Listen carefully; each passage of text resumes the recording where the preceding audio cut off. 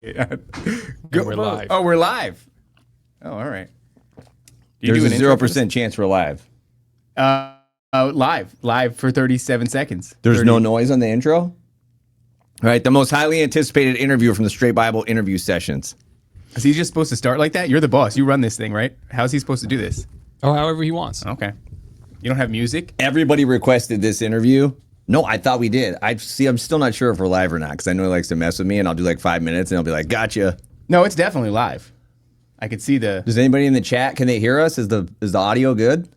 Lock in. Yeah, okay, focus, means business. Dude. You got it, 420. I could have sworn you had music for this thing. Okay, we're supposed to.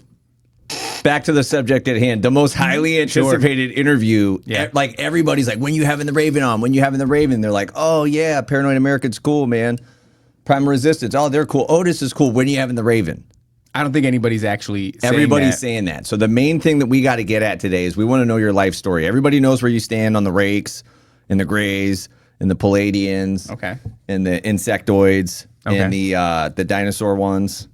Reptilians. People know, Okay. right? They want to know, how did you get here? How do you go from like being a baby and at some point probably somewhat normal to like who you are today? Where did the story begin? I mean, that's a hard thing. Should I start it at babyhood? Yeah, or even like your parents, grandparents. You got some rad story about your grandparents from the 1800s. I know you have a black grandma. I do have a black grandma. Because you imposed her face over my face one time. There's a misconception that black grandma is the sort of practicing new aged occultist grandma. Not the case. Black grandma. I don't know what black grandma was involved in other than being a slave. Crime. Well, actually, yeah. Probably farming. No. It's true. I do have collard greens, like. No. I have paperwork from her crimes. She was a criminal. What kind of crimes? Oh, I don't know. I don't. I'd have to go back and try to find that. That actually would have been fun to bring up. I didn't know we were going to talk about Black Grandma, but okay. So yeah, I guess I was born in New Jersey in Trinitas Hospital in Elizabeth, and Elizabeth is a cool place because it's one of the. I mean, New Jersey's original 13 colonies, right? So everything up there is old.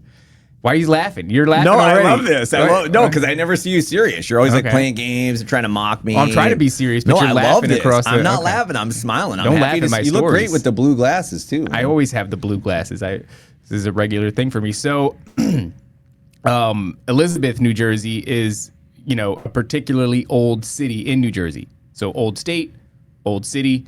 And Rawway Avenue, where my house was one of the earliest roads that were built through the heart of Elizabeth. So old state, old city, old road, and really old house is where I grew up, more or less. I mean, old house too, like old haunted house. It was weird. The architecture, some of the buildings in Elizabeth is known for being a shithole, but there's a lot of really beautiful architecture that kind of goes hand in hand. You have the hood, and then you have beautiful architecture and historical buildings and such. So Elizabeth is just like that. My house was one of those. We had you'd walk up the stairs to the house and you'd have lion statues on either side of the walkway that led in. We'd had an engraved mantle over the fireplace. So you guys were rich. Did you live there with your mom and your dad? No. So we weren't rich. It all went really south. My grandmother, my great grandmother, worked really hard, bought a bunch of properties, and made a name for herself, made some money. The great-great-grandma? And then, everybody just pissed it away and fucked it all up. So, I didn't live there with my mom and my dad. I lived in an apartment before that. So the first 3 years of my life, I'm in an apartment, and I have some memories from that apartment. But my dad and mom separated probably when I was 3.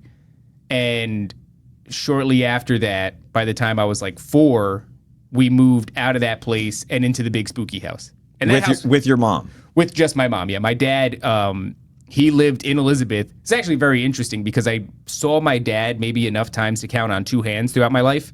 He lived in the same town. That's so weird, bro, to be divorced and then your wife still lives in the same town. Well, they weren't divorced. They were just separated. They never I was I'm a bastard. Does that make me a bastard?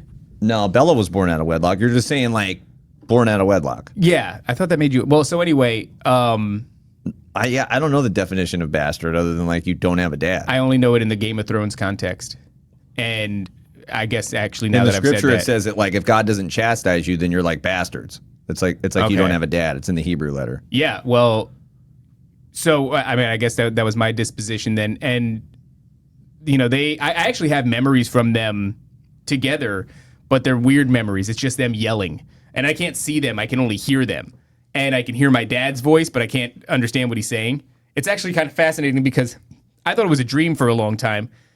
And maybe it was, but I think it was just them arguing while I was napping. And because so you always napped a lot. Yeah, I've always been a napper, heavy napper. And I couldn't discern English. So it's just like dad's voice, mom's voice. Yeah, like Charlie Brown cartoons. Yo, just like that. Yeah. It just, you know, that kind of a deal. So you didn't like see them making out or like loving each other? I saw them kiss one time and I thought it was really special. So from 3 years old, you have memories from like 3. I have memories from like super young, I think. Yeah, I could see that happen. And if you have a mom and a dad that are together only till you're 3, I could see that being a scenario where you have memories from 3 and before. I actually have memories of being in that apartment on Halloween and opening the door into the hallway and seeing like a dad and a son, and the dad was dressed up like a werewolf and the son had some other costume on, and I fucking almost died, dude. Yeah. I was so terrified. I remember having a entertainment center. You put the TV in the middle of it, and it's got like shelving units all around it. And at the top shelf was Super Mario for the Super Nintendo. And I remember climbing it, waking up before my mom did, getting out, wanting to play the video game, climbing it, and taking the whole shelf off the wall. I have a couple memories from that place. But anyway, so we move into the big spooky house, and I would say it's such a short-lived period of my life, but it feels like super important as far as development. What do you mean short-lived? So 0 to 3 in the apartment, and then 4 to 6 maybe? Yeah, in the spooky house. Yeah. And I'm living there with great-grandma, grandma, mom, aunt, and her 2 kids, so my cousins. So both girls or boys? 3 boys. Me, my 2 cousins. Only boy kids, and then only boy just kids, a ton of grown-up females. And just a ton of women. Oh, wow. I was raised by almost exclusively women, which explains probably a lot. Yeah. Woman? No, more than one of them. Right. So women, the plural, in the plural sense. If you're sense, in Puerto Rico, it would be you were raised by many women. Many, but no, I don't since think you're in even, New Jersey, it's many women. It is many women. Okay. I was raised by many women. And they were kind of cool. You know, my grandmother. Were they fighting and bickering and drama a lot? Sure. They bitched and moaned at each other for any number of things. They liked video games, which is really interesting. Super Mario? Super Mario. My great grandma would get down playing like Super Nintendo, and she would scream at the TV. Like she would accuse it. She's like, "This fucking computer's cheating." I mean, this is like a. She did not, dude. Yeah, dude. So that's always been a thing when like because I hear the kids playing Fortnite and they're like streamer or he just came through the wall. Yeah, my grandma was the OG fucking no way. accuser. Was Super Mario Brothers on Super Nintendo was the one where you had the raccoon tail and you could fly if you kept hitting That was Nintendo. We had that too. They motherfuckers had every system. And up until my great-grandma, Grandma Jean, she passed away, she was still playing. She had like the Nintendo Wii. She loved bowling. So my grandma was like super competitive. That one, So Grandma were these Jean. ladies for jobs like selling dope or like what was their jobs? Honestly, that's a great question. Because it sounds like maybe a little bit of a dope house? So, no, I don't think a dope house. I mean, great-great-grandma had money. She was a real estate mogul of sorts, you know, before there was any sort of like... That's the grandma that...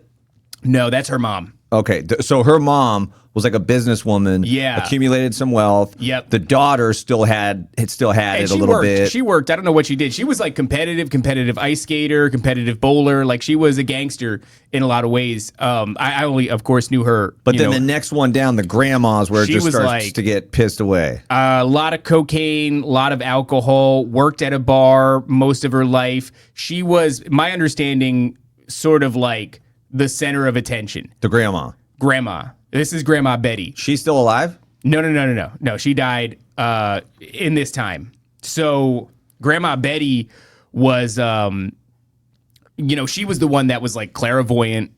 You know, what? Yeah. She was the one that was practicing, New Age. Did the great grandma outlive the grandma?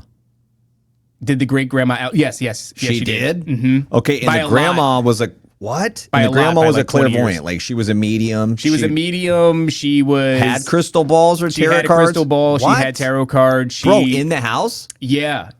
She was she was remote viewing. She was writing paperwork like Which one's remote viewing, where you can see stuff in like other places? Yeah, it's this meditative Through the practice. crystal ball they do that? I don't think so. Did she have a cup? You know, like Joseph says when he put his cup in Benjamin's sack when the brothers all leave. He was divining. Yeah, right? he said, you guys didn't think I'd know you took my cup that I divine with? No, I don't know I that guess she that's had a a thing. cup. You like look in a cup. It was weird. So I know there's like a tea leaf thing. You could look in a cup and read tea leaves, or you could look in a cup and read coffee grinds, all kinds of different shit. But I never saw that from her. My time with her was weird because she was, I think in hindsight, my mother had me very young. Not very young, but like young enough, like 18, 19. It's pretty young. Yeah, it's pretty young. And she was not about it. Who? My mom. So What do you mean not about it? like not, she not into the clairvoyant thing? No. She was not like a mother. Okay, got really, it. you know what I mean? Is she still alive? She's still alive, yeah. And so I was almost kind of groomed to call like that. My grandmother was going to be my mother. I was named after her son that was put up for adoption. Okay, I see what you're saying. So like the grandma kind of like had a had hole it in her together heart. enough to like No, she she didn't have it together, but she had a hole in her heart. But the mom was 18 and was like, "Yeah, I'm not doing this." So she started going to night school and working. So my mom was gone. No, my mother. Okay. Night school and working. She's gone all day, and I'm raised for that period of my life by my grandma, Who's a clairvoyant? who's a clairvoyant who put her own son named David up for adoption before my mom or my aunt was ever born.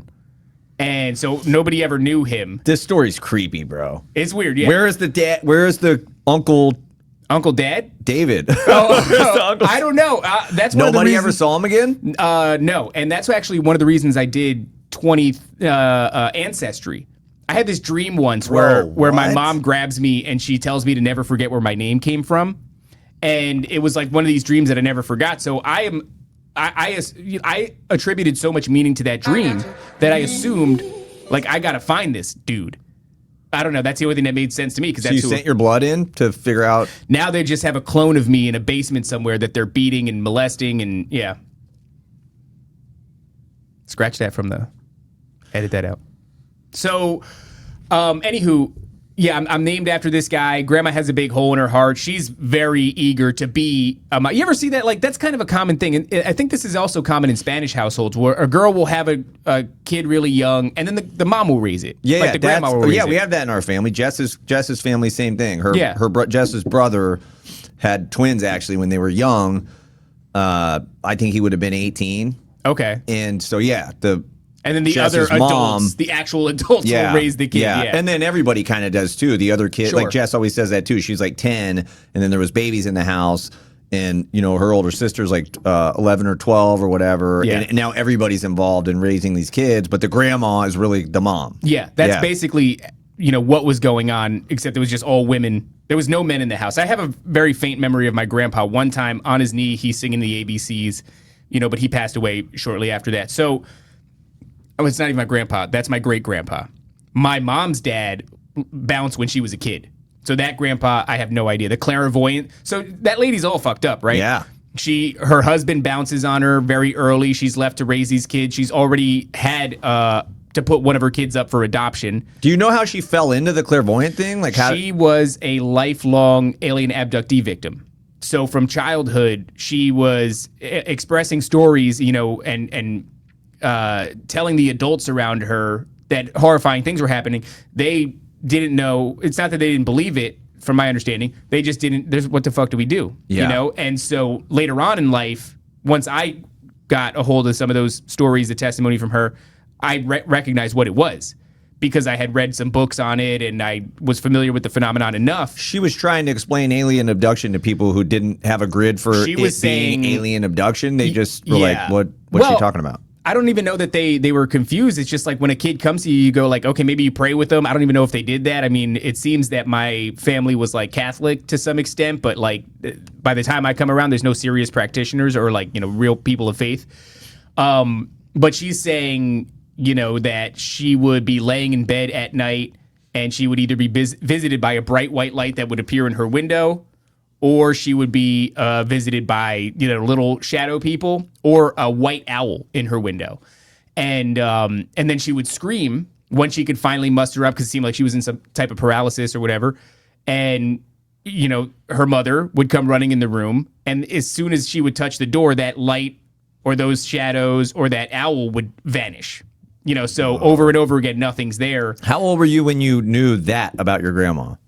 That was a weird era of my life. That was like you could call it like a saga. I was 15 to 16 years old when I started to put a bunch of weird pieces together and discover that my family was almost, I guess for lack of a better term, plagued by something that hit others harder.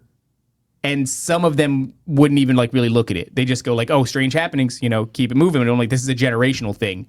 And how did it happen though for you? Did your grandma sit down and say, "Listen, man, I used to have this owl come visit," or did your mom tell you about your grandma? So, Grandma Betty, that's who we're talking about with the owl. She dies by the time I'm 6. So 1996, she passes away. So she's not telling me anything at all because she's dead. And that was a weird time for me because, I had lost my dad, and then my mom became very absent, and then this lady that was supposed to be my mom just died. And then shortly after that, I'm whisked off to a new family, people I've never met before. Now at 6? 6, yeah. So then I've got, it's basically my mom is dating a guy who she will date for the next 8 years, and his house and family become my house and family overnight. Wow. I just moved there.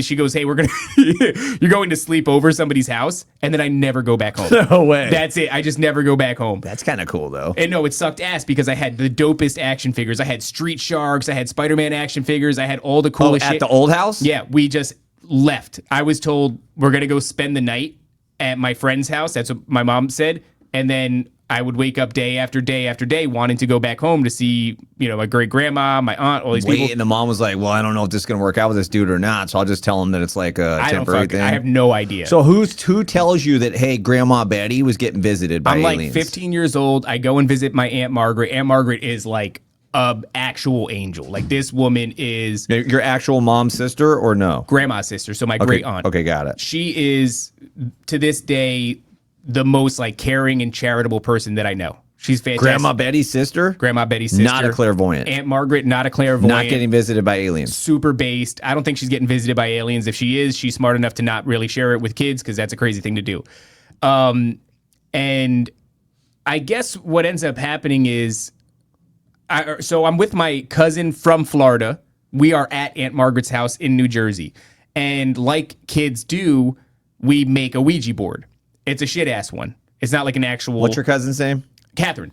So me and Catherine, we make a Ouija board, and we don't really ever even get to the point of interacting. What do you mean make a Ouija board? You don't just buy them? So there was a shelf, or like a tall dresser with drawers, but it was a shitty one. And it was press board, mostly. So we managed to get the backs of one of the drawers out. You've got a press board rectangle now. And we just took some Sharpie and we're drawing out a Ouija board. So you're just naturally prone to the occult. You're just naturally drawn. You're just like, hey, we got nothing else to do. Let's just make a Ouija board. I guess so. I don't know. I mean, that sounds, yeah, maybe. That seems like I'm saying you hang out with your cousin. You're like, want to go play baseball? No, let's go find the ice cream truck. No, let's go to the arcade. No, let's make a Ouija board, man. Start doing occult stuff. Well, yeah, I guess so. You just kind of that was just kind of the route that, you're saying, you kind of inherited this generational thing through your family. Maybe. I don't want to put too much weight on that. I imagine a lot of kids have screwed around with the Ouija board. True. I don't think that's such an uncommon thing. True. I think my homies did when I was a little kid and I just wasn't there that day. I think I remember something about that. I mean, almost everybody has a story about an almost time with the Ouija board. And this was like that. So we were drawing it out. My aunt, Margaret, she looks over and she sees us and she's talking about this thing with us. And this is a little bit foggy. I don't know the series of events that led to this story. I know that we got a little piece of information where my mom's sister had always been a little bit weird. But after an obsessive stretch with the Ouija board, she went full-blown schizophrenic and has never recovered. Your mom's sister? My mom's sister. So this is like the generational iniquity thing that I'm talking about. She was on the scene though too. The mom, because the mom's sister lived in that house from 3 to 6 also. Yeah, and she happened to be a chick that screwed around on the Ouija board and just never came back. Yeah, she almost killed me when I was a little kid there. Well, I mean, who knows? You say that, right? I mean, we don't know how. Well, it's a weird thing. Not to go off topic, but like, I got buddies. Like, I think maybe a lot of people do that. Like, took acid and didn't come back, and then or took mushrooms and didn't come back. Dude, it's like some people do the thing and then they don't come back. I mean, from my point of view, it looks now like you just kick open a doorway, you know, and you've given access. Yeah, my dad told me that too when I first was in rehab. I mean, it was way later that he told me when I was already a grown up. He's like, "Yeah, dude, like we freaked out when we, knew you were into acid and stuff because I had buddies in the '70s that were doing acid that never came back." Yeah, so she, Aunt Margaret ends up telling us enough information, and what came out was this story about my grandmother, Grandma Betty, the clairvoyant who passed away when I was 6, had a lot of experiences that she didn't know what to do with. Because it's basically like, oh, I see the kids are doing something spooky. She's sharing spooky family stories with us. Mm-hmm. And she says there was a book that she read once upon a time that rattled her so much that she actually asked your mother, my mother, her daughter, not to read it. Don't ever read this book. Whatever she read in this book had disturbed her so much that she didn't want to deal with it. She wanted like no mention of it. She didn't want her daughter to read it. She didn't want anybody to know what the hell was going on. And so I, after that, left. And there's some weird occurrences that week because my schizophrenic aunt is there that week at Aunt Margaret's house. And she's on her meds, and I do get to talk to her. And she says some of the weirdest shit ever about smelling the devil before he appears. And he smells like sulfur and rotting flesh.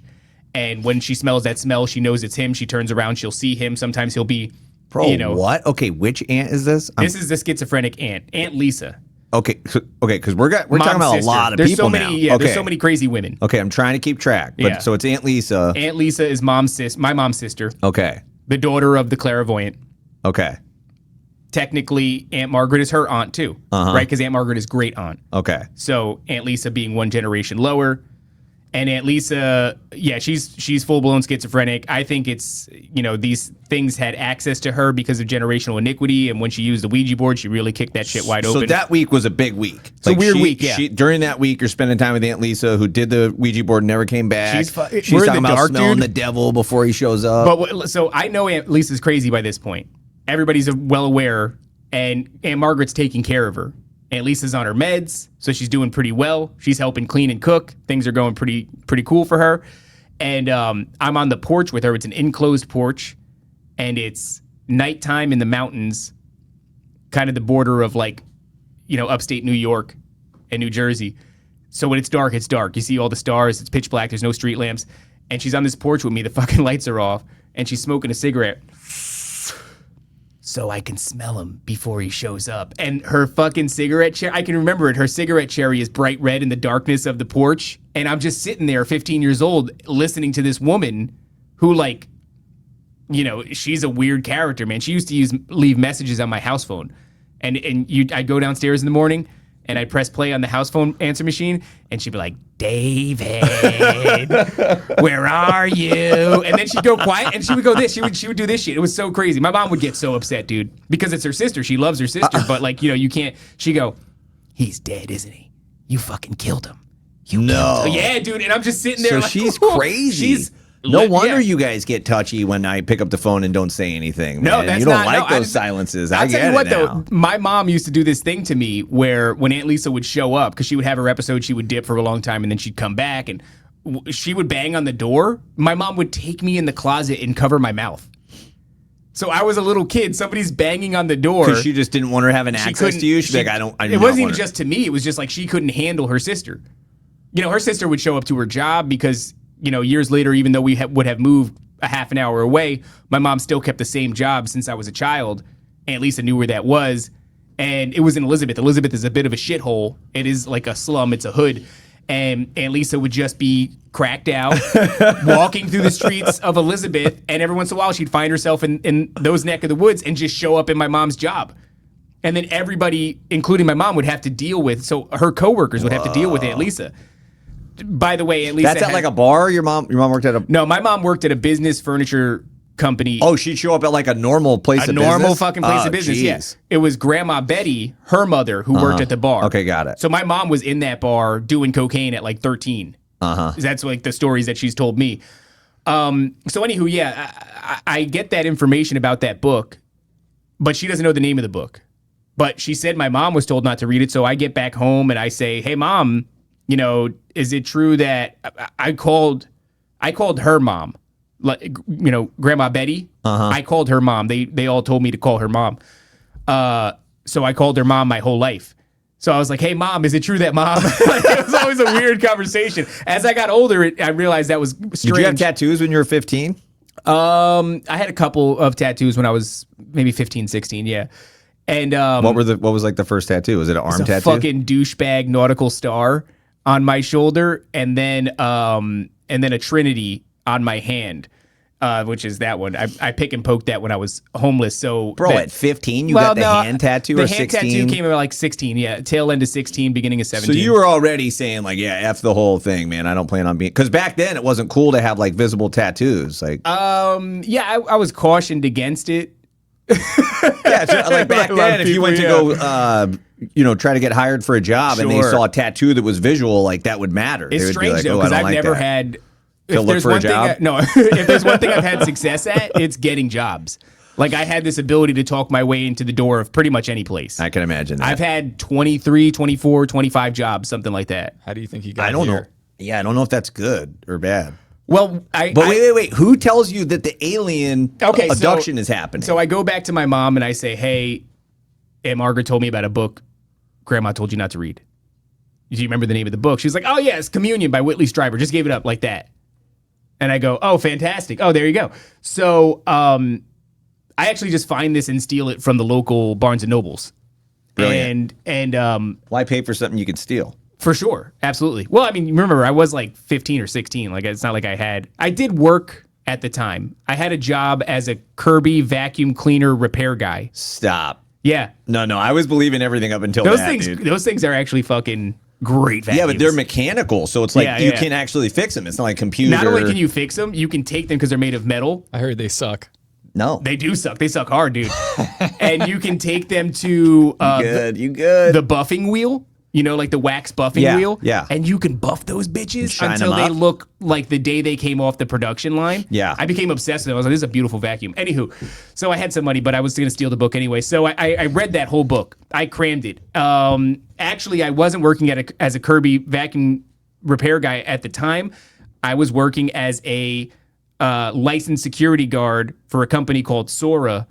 A security guard? Yeah, and I was somebody was trusting you to I was like a 16-year-old security guard for Aldi's in fucking Roselle. And Roselle was a shithole, and Aldi's before it was ever like considered. What do you mean security guard? Like at the front door or like the warehouse out back? It turns out that black people had this thing where they loved alcohol, malt liquor, and they would do this thing where they'd stand outside the Aldi's and they'd say, excuse me, can I help you put your groceries from your cart into your trunk? And then in exchange, they would then take the cart, bring it back, put the thing in, and take the quarter out. Quarter. So they'd keep doing that. At the time, that's kind of a brilliant hustle. What's a 40 That's ounce? better than Yeah. Did they have 40s in New Jersey? Yeah. So I know some states didn't have 40s. It was like they got 32s. So what was a 40 in 2006 or 2005? $1.89. Right. So you for Old English do a couple of carts, get a 40. No, maybe they were $2.39 late 90s for the 40 Old English. Whatever it wasn't that hard. Like this is something they could achieve. You know, so they were doing this, and they were doing this in mass, and a lot of them were, you know, scary because they're $5. You're getting Old English and some dirt weed, and you're like good. You're having a good time. Yeah. So in my downtime, because you're not supposed to stand out there the whole time, you just parked in the car and you're watching to make sure the crackheads aren't doing it. And I'm just plowing through this book. And what becomes very obvious to me is people are stealing stuff. You're just plowing through the book. Like, I mean, they weren't stealing. I mean, maybe they were stealing stuff. I don't know. It wasn't like that. There's a lot of things you're not supposed to do as a security guard. Like, you're just there to dissuade. As soon as it gets real, you go, fuck you, dude. And you call the cops. Like, I got nothing to do with this. So you're reading the book. And what I'm finding is that the experiences my grandmother had that she is now seeing in this book that are freaking her out to the extent that she's telling her daughter not to read it is abduction. She's being abducted as a child throughout her adult life. The thing that also happens, this is where I said it kind of became like a saga for me, right? Mm-hmm. Is I then realize her stories are the same stories that my new grandma, remember my mom dated a guy and I lived in that house for 8 years. Well, I was blessed enough to have this woman in my life, Barbara, who wasn't my blood relative, but raised me. Was the boyfriend's mom? Was the boyfriend's mom, yeah. She had alien abduction stories? It was, dude, she used to tell me Hatman shit before Hatman was ever a thing that I was aware of. What? So you're just like saturated in, so is that just a hot spot, that Elizabeth, New Jersey? Is just I would say, yeah, that has probably a lot to do with it. Because there's somewhere, I'm reading the Shane Cashman book. I don't know which one it is. I can't remember off the top of my head, but he's Inverted World? He's writing about something that like the town he's from. Yeah, New York. Is like a hot spot. Sure. I mean, that's old America.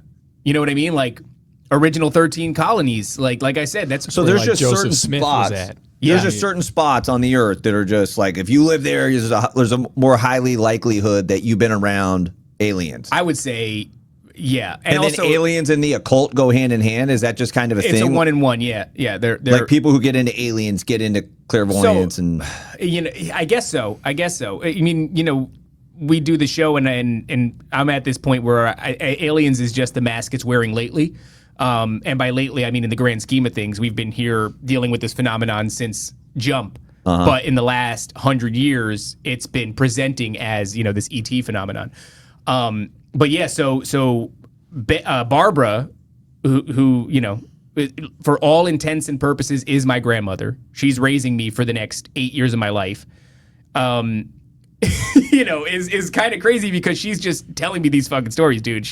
I had to be 7 years old, and she's telling me about the times throughout her life where she would wake up, she'd be unable to move, and there would be a man with a hat standing in the corner of her room staring at her.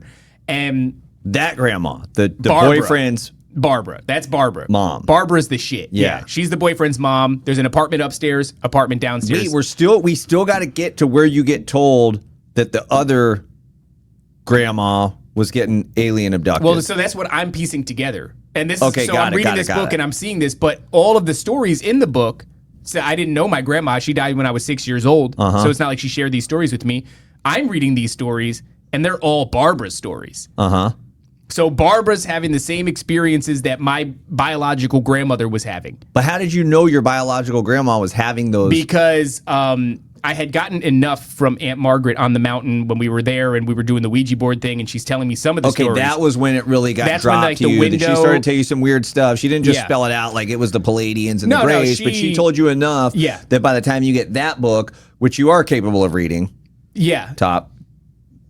You know how he's like, oh, I can't read. Like when you talk about the Bible and stuff, he's like, oh, I just can't read. Well, so you totally can't read. It's the language. It's the way. Get an NLT. I gave you an NLT. It's not just that. It's like, what I will say is, and this is going to sound really offensive, but the people who wrote the Bible weren't great at telling stories. No, you're totally wrong. It's the greatest spiritual story war. ever. You don't find it intriguing that you could totally read that book about alien abductions, but you can't read the Bible? Yeah, there's something wrong. No, you got to buckle down and start reading it, dude. I'm just saying the way, because you know what it'll be like, and he did a thing. And he did a thing because of it. Like, there's a lot of like repetition. What? I love that. For me, I'm like, I got it the first go round. Now I have to read it, you know, 4 different ways immediately afterwards.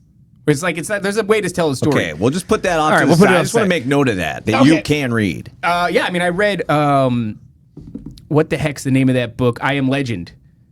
And Will Smith? Well, it wasn't Will Smith. It's actually a white dude in the original. Will Smith is a white dude? I don't want to get into it. So, when I'm reading this book, like I said, it's supposed to clue me in about my grandmother, but instead I'm reading just Barbara's stories. Yeah. These are all the same things that Barbara told me. So now I'm like, holy shit, Barbara also was abducted then. That's what this means, right? That's the jump. It's like Grandma Betty saw herself in these stories. Because for those of you that don't know, Whitley Strieber's communion is an amalgamation of abductee testimony. He's gotten a bunch of different testimony together, and this is almost like the transcripts from his communications with these people. So their stories matched up Grandma Betty's, and it really freaked her out. Now when I'm reading it, this is just Barbara's stories. So now there's some weird connection between my grandmother and this lady that's not really my grandma. That's fucking weird. Right? So now my head's going and I'm realizing like, no, there's something going on. Like Aunt Lisa's schizophrenic. And by this time I had a handful of strange experiences. And it all felt so connected. This period of my life was really strange. It felt super meaningful. It felt like I had scratched something, the surface of something, and found a great mystery. Yeah. And it was about my family.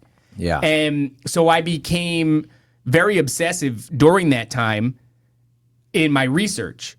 And what do you mean? Like now you felt like your life had meaning or it was more meaningful, or you kind of just understood your part in this bigger scheme? It wasn't just your life by itself, like you were part of something now that... Yeah, I mean, more or less what it was this idea that my family was enthralled in some sort of supernatural mystery.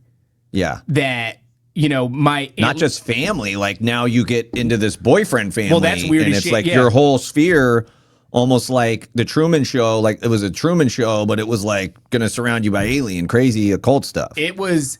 I mean, I had at that time already been a little bit interested in some things like the old Disney movies, right? Where you would have Fantasia? like the penis on the cover of The Little Mermaid, or sex in the stars in The Lion King. They knock some dust and some leaves into the air, and for a frame, people are boning in the stars. No. For a frame, it spells out sex. Like everything falls into this way to do that. Another one of my favorite ones actually was Aladdin.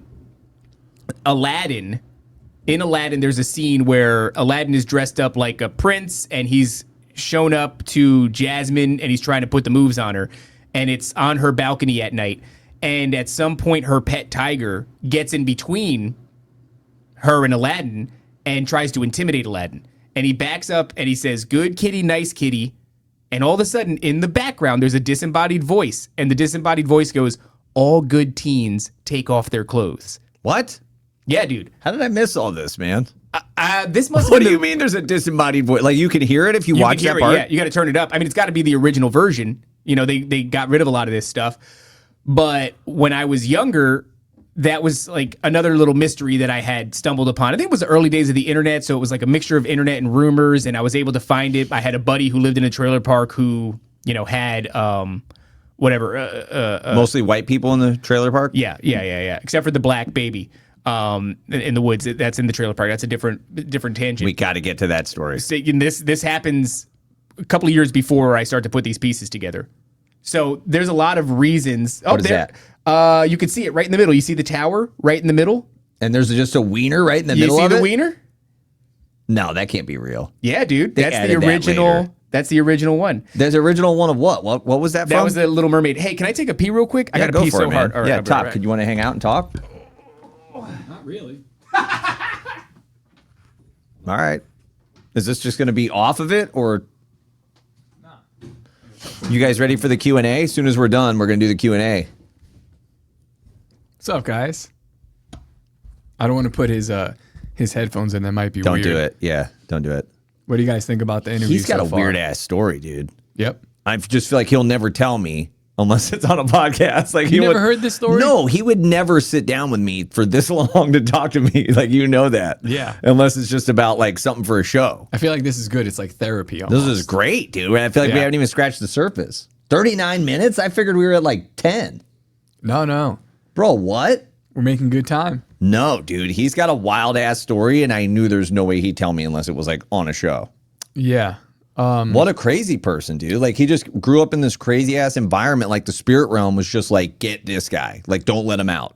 Don't let him figure out who he is. You just get that feeling as you're hearing this story. Yeah. You can't have that many people circling the camp trying to, like, destroy a child and be raised in that environment unless, like, the spirit realm is like, don't let him get loose. Whatever you do, kill him when he's a baby. He's being pulled kicking and screaming out of it. But he can read. Like, that was the main thing. You know what I'm saying? All right. No, me and Top were just talking about that you won't read a Bible. Well, I also don't like reading like anymore. I haven't read anything since I Am Legend. What? Which was 20 years ago?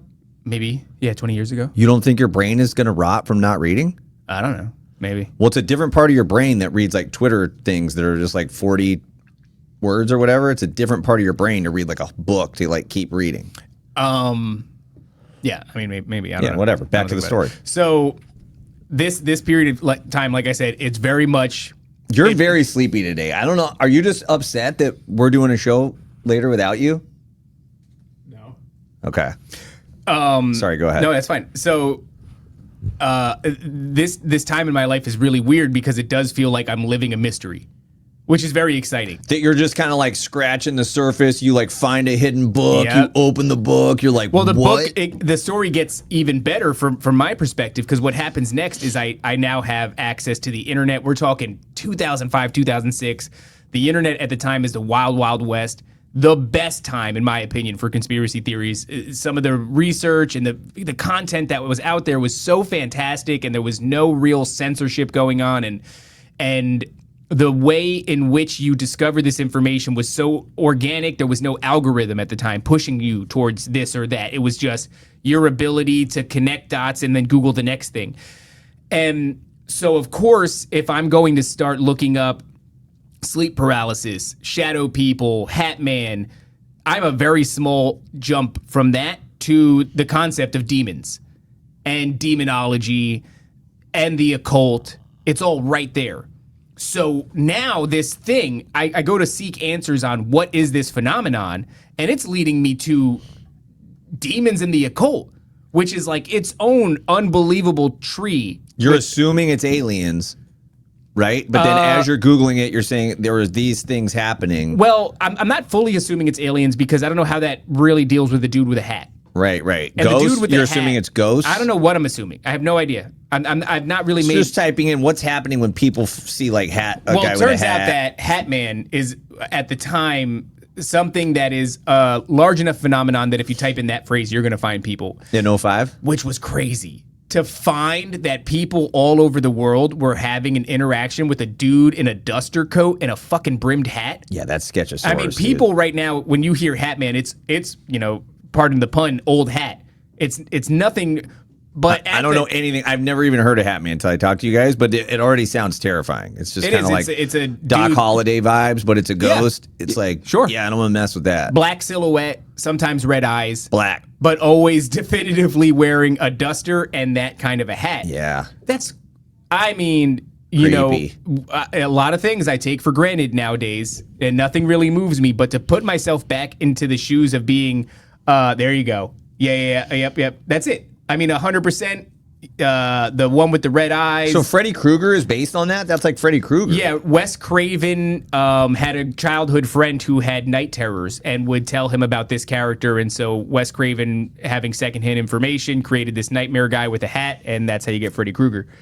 And so, yeah, man, I mean, just to think about what an insane... Think about me being 15 years old and trying desperately to connect dots, and all of a sudden I type in the Hat Man, and I find thousands of testimony on this guy. Like, it was like... So you're like, okay, so for one... By the way... Because you don't know. It gets a little bit crazier. At that time, I had one of my yearly visits with my dad, and I'm asking everybody.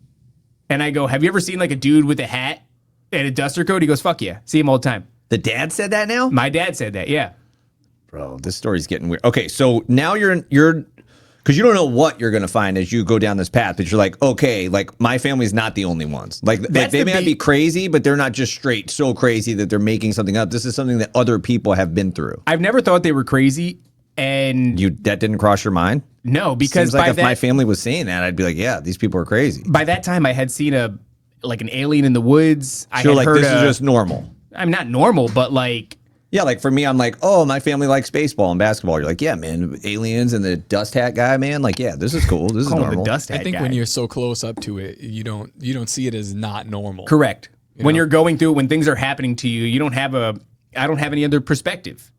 to look What from. do you mean? You didn't have like a TV where they were like the World Series was on? You're like, I bet these guys aren't talking about like Barbara loved football.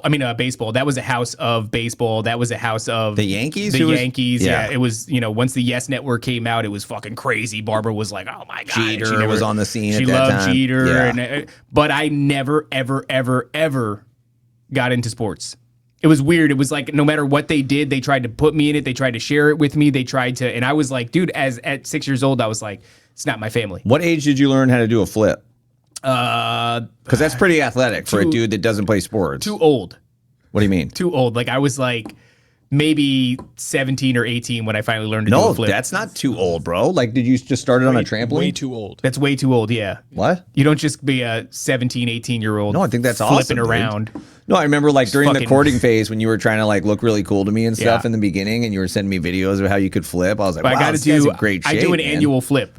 It's kind of like groundhog. I seen him do one. Yeah, when the groundhog sees the sun, Yeah. and it goes back in. There's gonna Yeah. be how many more weeks of winter? It's very I similar. don't know, Puxatawny Phil. If I nail it, then summer's coming. If I don't, then we got like 6 more weeks of winter. You know what I mean? Like that kind of Smart. a deal. So, yeah, it's the beginning for me of this. What ends us up in your Yeah, I mean, you're doing what you were like. You hate to say it like this, but like born to do. Like you were born into this. Well, I think you lived it the whole time. Like there's probably a lot of, I don't know enough about it, but I'm guessing if this is like the popular thing today, there's like a lot of Johnny come latelys that just start to find out about some stuff, the Hat Man or the Boogie Monster or like whatever. The Boogie Monster. And then all of a sudden they're like doing a podcast about Sure. like aliens and stuff. You're like, no, dude, I've been living this. I like, think what I found is that most people are in the space are like me. They've otherwise they wouldn't be in the space. Correct. Yeah. There's You a thing think that, you think even like people who are big names in the space, like they've been around Yeah. the alien I abductions. think things have happened to people, and I used to think that you either choose to ignore it and move on with your life, or you become fascinated with it. I'm not so sure anybody chooses to ignore it. I think the only thing that happens is, are you making actionable moves towards what? I mean, What do you mean? So they don't choose to ignore it. They just because I meet those they can't people. ignore it, but they just don't like do anything about it or do anything with Sure. But I think if you sat them down and had a conversation with them, like it would all come out, and they would reveal themselves to be almost over and over again. People reveal themselves to be almost exactly like me. And what I mean by that is terrifying. like we've all had not all of us, but the people who are doing this have this in common. I'm not unique. I'm just maybe one of the louder ones. That's about it. But we talked to a guy just the other day, Frank Graffio. Anthony Graffio. He's from New Jersey. He had a weird ass childhood full of experiences. He gravitated towards the New Age and occult. He had an experience with an entity. He eventually came to Christ. He is a podcaster. He went to MMA too. Like, it's the fucking same dude. There's a carbon copy. Yeah. I'm not unique. This is just, I think, kind of our season. Right. People like me This get to has be never loud been now. in the news before, been out there. You had to really seek it out before. Yeah, I guess so. You had to seek it out. But no, I bet if I started talking to like normal people, I don't really see many normal people anymore. We're not really in like a friend group or anything, or where we like hang out with normal people in any way. But I'll bet if I ask them, this isn't on most people's radar still, right? It's on our radar because it's what we do. I would say more people than not have had an unexplainable experience at some point in their life. And I think some people... The more people you talk to, it's your experience that they've had an unexplainable thing. Because I wouldn't say that. I don't know. I would not say that it's 51% of people I meet have had an unexplainable experience. But maybe I haven't dug enough. Well, in you're with not people. asking those questions, right? You're True, asking about food forest, whatever. You're just not like, that's where my mind is But geared. you think if you dig in with somebody, more you than find half it. are going to be like, "Yo, this thing happened when I was would camping say one time." Well, more than half. Because we live a supernatural experience, right? This is spiritual warfare. We're in it all the time. Yeah. I don't think you get to breeze through. I really don't. I think the percentage of people that move through this life and don't have an experience are so small. I don't know if they really even exist. I think you might forget. I don't have an unexplainable. We've talked to you before, and you have shit. Yeah. No, I don't. That's actually what you said. Like, no, I don't. And then you've let some stuff eke out, and I've been like, what the fuck are you talking about, dude? No, I haven't. But also, like, I'm 10 years older, and so it was a lot weirder. Like, that 10-year gap makes a big difference, dude. Like, What was a lot weirder? like I remember guys on job sites talking about hunting and they believe in Bigfoot. Yeah. And it was very rare. And I talked to people on job sites about everything, bro. Oh, sure. But it was like, you go back 10 years earlier and, you know, he heard something snap. He smelt this disgusting smell. It was very weird. All of a sudden, like something happened in the woods. Like everything got silent. Yeah, everything stopped. Which Every doesn't bird happen stopped. in the woods. Right? Yeah, and was like, yeah, I believe in Bigfoot. And I remember like the people sitting there. This was actually when the Brownwood movie theater was being built. Okay. So that's not even that long ago.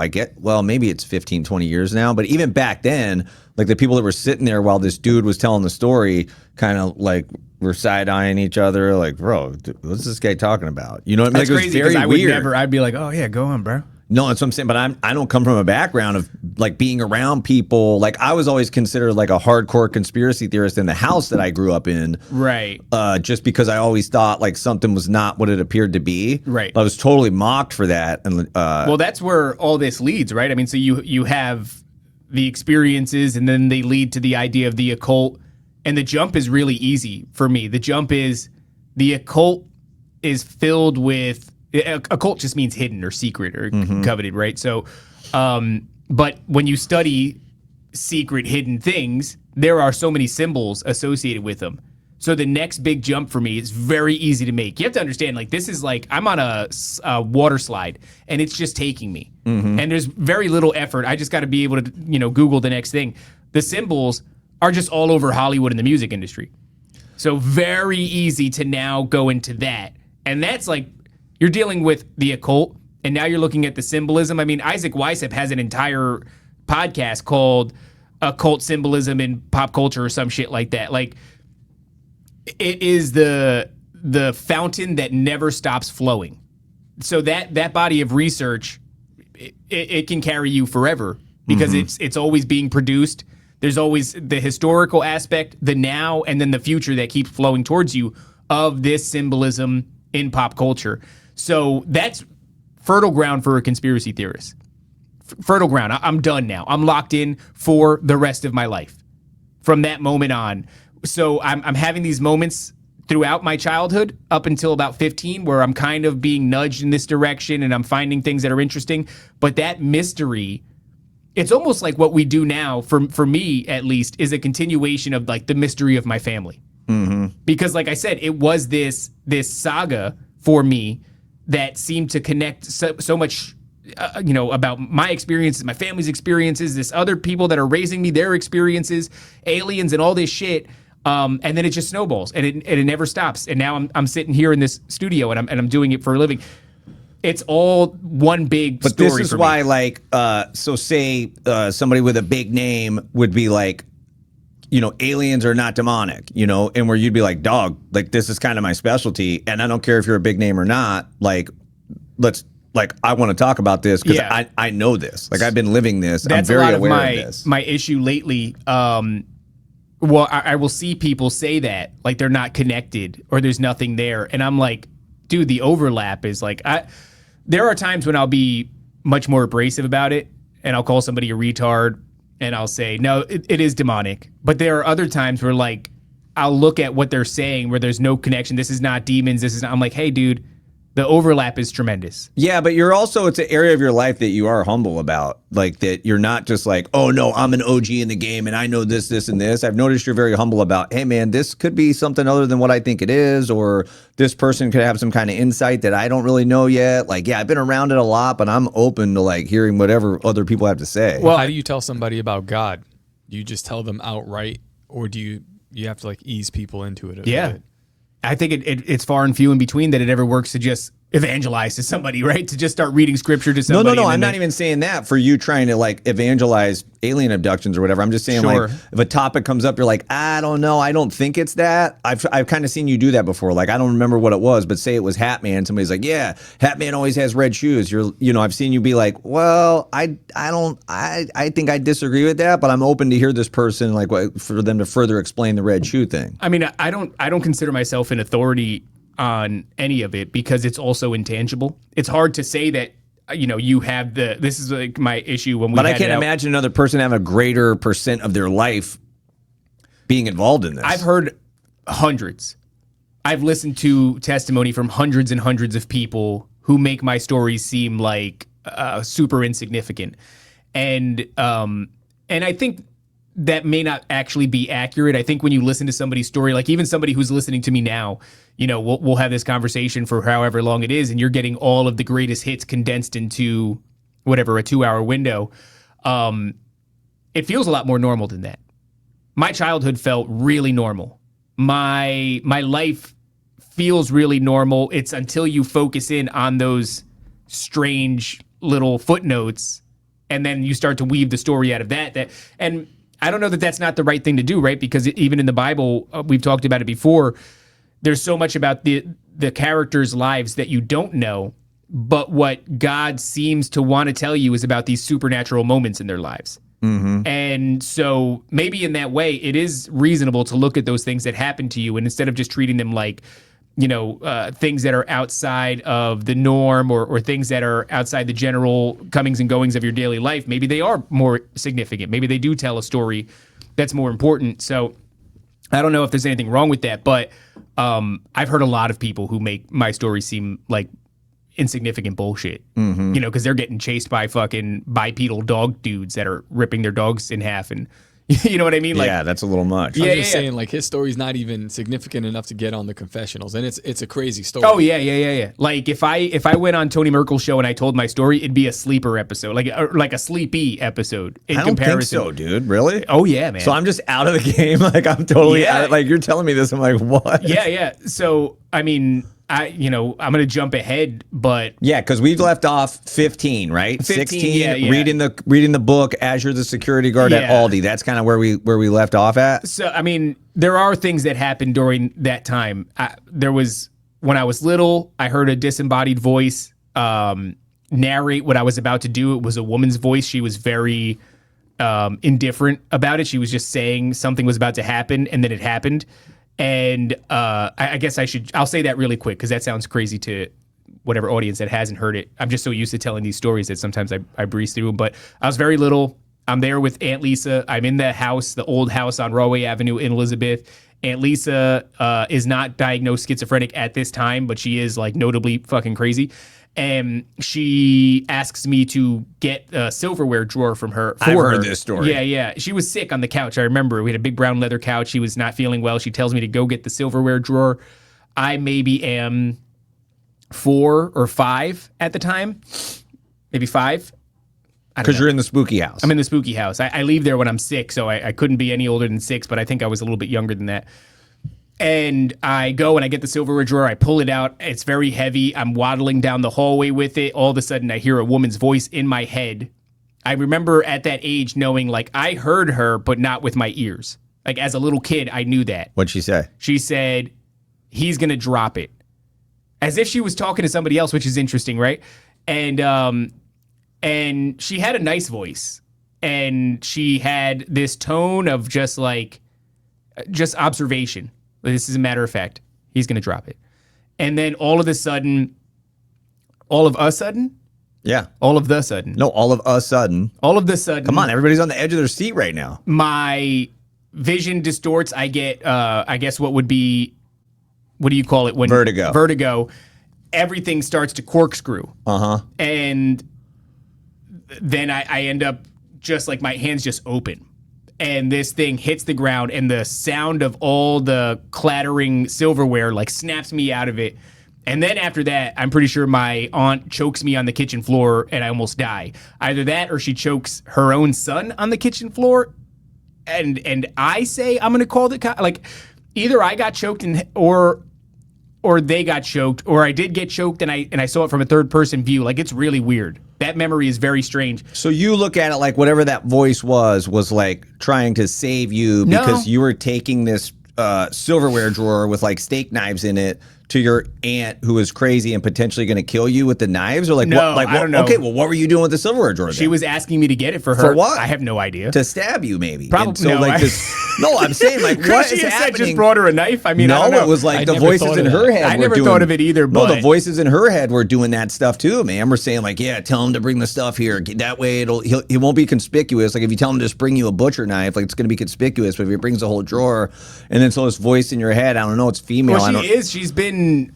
obsessed with me dying. Dude. So then right? this voice is like, he's going to know. drop it like in a sweet voice, and then you're the corkscrew, and then boom, and then she loses it because whatever entity that was like, controlling her at the time is like, what? The plan's foiled now, like. I don't know. Like snaps her out of it, and No, she I can snaps see out that. and That's starts choking somebody or something. I mean, it's an interesting line of thought. Bro, why else are you carrying a silverware drawer? Because my aunt's schizophrenic and the demons are telling her to get it. I don't know why I'm doing it, and I don't know that that's what would have happened. I don't think she was like, "Hey, I want to get the spoon out and let's have some ice cream." Maybe. I don't think that's what she was doing. Probably not. And her sons were there with me, and to this day, like I don't know who got.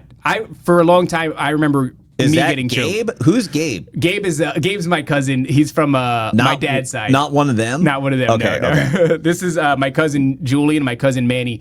Julian, he was diagnosed schizophrenic. Like Julian was diagnosed schizophrenic in the years following, shortly after his mother's diagnosis. So she was diagnosed shortly after this event, not because of it, just shortly after it. And he was also diagnosed. They got taken away from her. He went to Julian and Manny. Julian and Manny. Manny's in the new age now, and he's still lives in New Jersey? I think so. I don't know. He's all, it's not good. And Julian, he went away from 12 years old to 25. Doing time? Yeah. They took him, they put him in a juvenile institution. Yeah, like see what California, we had CYA, like California Youth Authority. They probably had like an NJYA. I guess so. And in there, then he kept getting in trouble and staying. Dude, I had buddies like that went into CYA as like a teenager and then got in a fight. He might have been in there longer than 25. But either way, the institutions are weird, bro. Like you can get trapped in the institution and you just can't get out. Well, he was like a wild animal in a lot of ways. He said, because I had a conversation with him not long ago for the first time, like since we were children, and he said, the woman in my head tells me to run away, and so there was times where he would take his little brother Manny, who was only a little bit younger than him, and they would run away. Yeah, like the police would find them in the streets of Elizabeth, effectively toddlers, running away, armed with kitchen knives. Because somebody's coming after them, he has to run away. That was his big thing, was run away, run away, run away. I mean, man, I've told this story a bunch of times, but there'd be times we were going to the same elementary school, and I'd be looking out my classroom window, and my fucking cousin is running, dude, and he's climbing the fence, the chain link fence, and the fucking staff is after him, and he's now in the park outside of the fence, and he's zigzagging, and they're trying to grab him. The other way that I also... Just trying to get away? So your whole family's just crazy people. Yeah. Wow. Also, he would take shits in the urinal. And that's how I would know. Like, there were times when I caught him. I'd go to the bathroom, like the bathroom in school, and I'd find my cousin just pinching a loaf in the fucking urinal. And then there's other times in the future where I would just see the loaf, and I'd be like, Julian was here.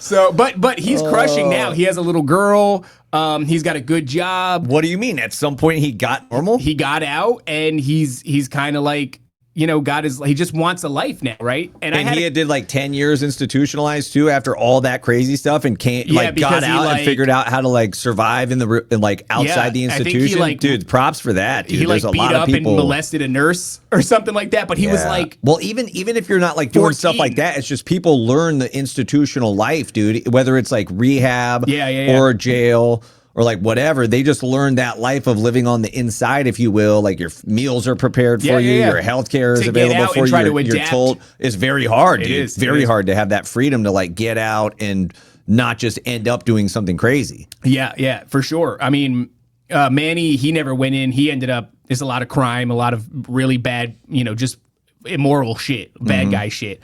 And his way of dealing with it is like, I know he got a pentagram tattooed on himself. It's like a pentagram in a flame in a circle. It's literally a symbol that comes from the show Supernatural, and it's supposed to ward off evil. But it's from a CW show. But the point is, homeboy is inundated by shit he doesn't understand. Well, anytime you're using something to ward off evil spirits, Yeah. it is witchcraft. Like that, 100%. that is the definition of witchcraft. He's not denying that. It's just one of those things where it's like you get, because I know he went in a similar path, right? Conspiracy and all that other shit. And you don't want to look at Christianity as having the answers because it seems like how could it? It's been sitting right there the entire time. Well, not only that, look at the people in the pews. Exactly. Like, how could those people be right? How could they have the answers? Yeah. And how could they arm me against the things that I've seen? The forces of darkness have an elaborate plot, dude. They've got everybody like kept apart for all these different ways and all these different reasons, man. Yeah, man. They find a way. It's so. Man, you should talk with Pastor Rick. I think that would be an interesting conversation. Pastor Rick. Yeah. Like have him. Oh, He won't go to church now, dude. You say Matt talk to him? Matt, yeah. That'd be cool. No, you should. No, we're invite talking Pastor about you Rick. right now, dude. Why is he not going to church? Like, I'm just saying in the doesn't make future. any sense, dude. I don't know. I mean, it's Oh, yeah, just reminded me because he won't return Pastor Rick's calls. He won't? How did you know Pastor Rick called me? Because he told me. Oh. Yeah, everybody's trying to get you back in the game, dude. We don't like you not going to the 501c3. You should tell next time you see him, be like, did you know David's never tithed here? I bet you he'll stop. He won't care. No, that guy's a real one. No, Pastor he Rick won't fucking care, crushes. dude. He's awesome. That's why I think you should talk to him to figure it out. Yeah. I'd love to. Oh, man, imagine. I'll ask him. Well, he's no longer I don't know what he is. Doesn't matter. Doesn't matter. If the interview sessions, you don't have to have a title. No, I'm saying like if he was going to go back and change something about the church. Nobody's asking him to go back and change. know. Bro, How sick I would wouldn't that be? talk to him about changing something in the church. I just want to that system's know- going to be what it's going to be, dude. I want to know if he's a real one. He is a real one. That's how you find out. That'd be cool. Yeah, I would watch the shit out of that. So okay. What age are we at now? It's like, I'm doing that for a couple of years. I'm researching. Oh, I forgot about the alien thing. I'm going to keep it brief because you've already heard it. No, I haven't. I just know the one. I had to hear much about the time is it? actual It's an abduction. hour or No. We whatever. got tons of Okay, time. okay. I had to hear from Alberino that you were actually abducted. You The still have never abduction, told me no. the abduction story. Oh yeah, Alberino knows, dude. I don't That know. was embarrassing. I'm like, he's telling me how bad you guys are, and he's telling me your story. I'm like, no, he never got abducted. He's like, oh yeah, he has, man. All right, I'm like, all right. no, I don't think so. But you told me about like a black baby running through the woods So that the you black ultimately baby- figured out was a gray. Do you want me to say the black baby story? Yeah. Okay, fine. So, in that same trailer park that my buddy lived, where we saw the penises on the cover of The Little Mermaid, because he had all the OG VHSs. We had a little wooded area. So basically, there was the town, and on the outskirts of town was a trailer park, and then right out there was like the woods edge. Like that was it. That was the edge of town, and then from It there, just sounds like a movie set. yeah, it's very much like It kind of is. I had an excellent childhood. From the ages of 7 to 15, I had I'm so grateful for it. It was like a Goonies childhood where like every day was an adventure. I Sure. rode my bike from sun up to sundown. Same. Like the summer actually meant something and it was incredible. Like we were just exploring the mysteries of our small town on a regular basis and, making memories. And sometimes when you're exploring the mysteries of your small town, you run into a gray alien. So in this area on the outskirts of town in the woods, it was called the Ramps, and we would it wasn't actually us who built it. Turned out it was actually my stepdad and his kids. I mean, his friends Built like bike ramps? yeah, and they were still there when go. I was a kid, and so we spent a lot of time there. We'd hang out. There was all kinds of stuff. There was actually like an entire 18-wheeler. So it's dirt trail. It's cab. dirt trails with ramps. Dirt trails with ramps. Yeah. all kinds of My stuff to town was like explore. that too. That was like the best. It was also edged up against a section of the trailer park where they just took old decommissioned trailers and just abandoned them there. Nice. So you could explore them endlessly. They were filled with all the things of the people who lived in there prior. Like none of it was emptied out. So you could just go, we'd visit those things. I'd find like pocket knives and all. It was the best. Wow. So we're in there one day and I'm sure Hatman's like breeding in there, dude. Like, no, I don't seems like think, a I don't know if he spot where, breeds. I don't know if he gets any. He would be hanging if out, he has man. sex. So we would spend time by the creek. There was a creek that ran through those woods and there was tall grass, and we would stomp down paths through that tall grass. And one day I'm in there with my buddy Shane O'Brien, shout out to Shane, and we were walking out of the tall grass to go meet up with our buddies who are sitting on their bikes by the ramps. And all of a sudden something starts rustling, like not just rustling, like hauling ass in the tall grass towards us. I grew up in a house where my mom was, we loved The Crocodile Hunter. As a kid, all I did was watch Animal Planet. We had so many dogs at a time. We had raccoons, we had owls, we had tortoises, we had every fucking critter you could imagine. What do you mean, as pets? Yeah. You had a raccoon as a pet? Yeah. They actually make really good pets. No, I've heard that, but you didn't strike me as the type. I thought you would be more concerned about the owl. We had owls as pets. Parrots, I was getting all to kinds that. of shit. Like, man, all kinds of shit. In your house? Yeah. Well, interestingly enough, in the backyard of the Rawway house, we had, my mom called it the run or something like that, but it was like giant cages. They would have been for dogs, I guess. Big ass. The raccoons lived in those? They lived in those. And you'd go out there and pet them and stuff? Pet them and feed them, and they had babies back there, and we had the baby. It was really cool. So all of that to say, like, I know animals. I don't give a shit now. It's not something that I talk about now because I was just so exhausted from the smell of animals, from having animals, and just like, I don't want shit. I got cats now. I'm good. But I was familiar with whatever lived there. In Carteret, New Jersey, there wasn't shit. I mean, towards the end of me living there, we started to get whitetail. That was weird. Like, we didn't have whitetail in the area, and they started to, it became a real problem in the Northeast, actually, the amount of whitetail. And so there wasn't anything that was going to be causing that much ruckus of that size that was pretty much not a dog. So in my mind, in the couple of you're seconds, you're in the high grass trying to go to the homies, and something's causing a ruckus. Something's running towards me. And running towards you. Yeah. You can see the way the grass is parting, and you can just you're hear just it. watching the grass kind of go like this, getting closer? To say watching is like, that's a stretch. This happens in 3 seconds. Yeah. It's so fast. Yeah. I think dog, I grab my buddy, he grabs me. That's the kind of fear that we're in. We're like, it's so startling. As kids, I'm like 11, I think. We just grab each other. And this this thing bursts out in front of us. Now we've created a path, right? What time of day? It's daylight, dog. I mean, we're just bright daylight. Yeah, middle of the day, whatever. Probably summertime, maybe, I don't know. Middle of the day. It's not cold out. I know that. Like, it's a nice, probably spring or summer day. You liked it when your friend held you tight like that? I didn't like it, dude. We just prepared to die. Like, I thought we were gonna get mauled by a dog. It was that crazy of a situation? It was. And it just happened so quick? The thing that it was moving towards us so definitively that it was clear it was coming for us. To do something to you. Whatever this thing is coming for us. Whatever. So we grab each other. It bursts out into the path that we've created. And then in like one stride, it's out of the path and onto the other side of the tall grass. But what we saw when it came out, far enough that I probably could have leaned and touched it, was toddler sized. We're 11. This is toddler sized. Baby Herman. Baby black baby, naked black baby. Wiener or no wiener? Didn't see a wiener, moving pretty fast. No hair, naked black baby. Wow. Black, but like gray. Like the cover of your Bible. Black.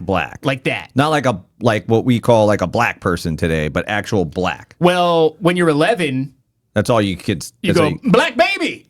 Oh, black baby. And you run out of the Well, and I'm sure it's like an instinct for a human. It doesn't matter where you live on the planet or what time period that you're in tall grass and something's coming at you like that. The grass is split. You're like, oh, because there's people where it's like lions or bears or whatever. All I had time to do was there's something coming for me, and it comes by. Does it make eye contact, or is it just like roll? No, I remember that it runs by like it didn't give a shit about us. Like it didn't even know you were there? Knowing we were there, I don't know, didn't care.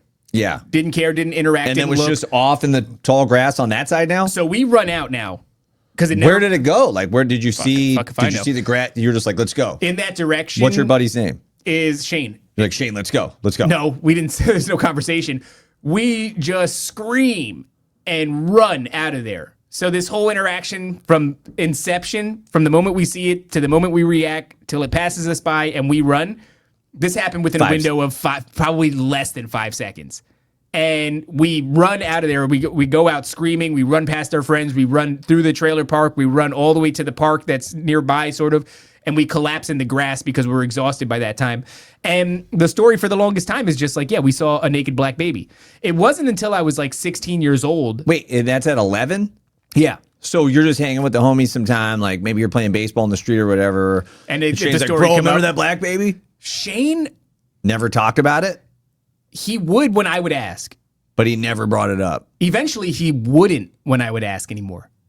And that wasn't like we were adults by that time. I would check in with him periodically. I send him a DM. I say, hey, man, Yeah. I want to talk about that thing again. He was like, no, I don't. He's like, I don't want to talk about it. He ended up growing up and being normal? Yeah. So he was like, yeah, dude, I don't want to have any association with like when I was. So what I do know about Shane is like he didn't see what it was. Because when we grab each other. He maybe closed his eyes and. So I would ask him like what he saw. And rather than say it was a dog, it was a raccoon or whatever, he would say, I don't know. I don't know what we saw. I just know I was scared. And then years later, when I'd bring it up again, because I just can't let these things go, he would say, I don't want to talk about it. Did he ever say, I like the way you held me, though? No, I don't think he ever said I liked the way that I held him. We held each other. It was a mutual holding. Okay. So I didn't do it. It wasn't like it was one-sided. Top is a tough crowd today, dude. I cannot even get him to smile. Top I don't know what he's doing over there. No, I know, but he's just like not even.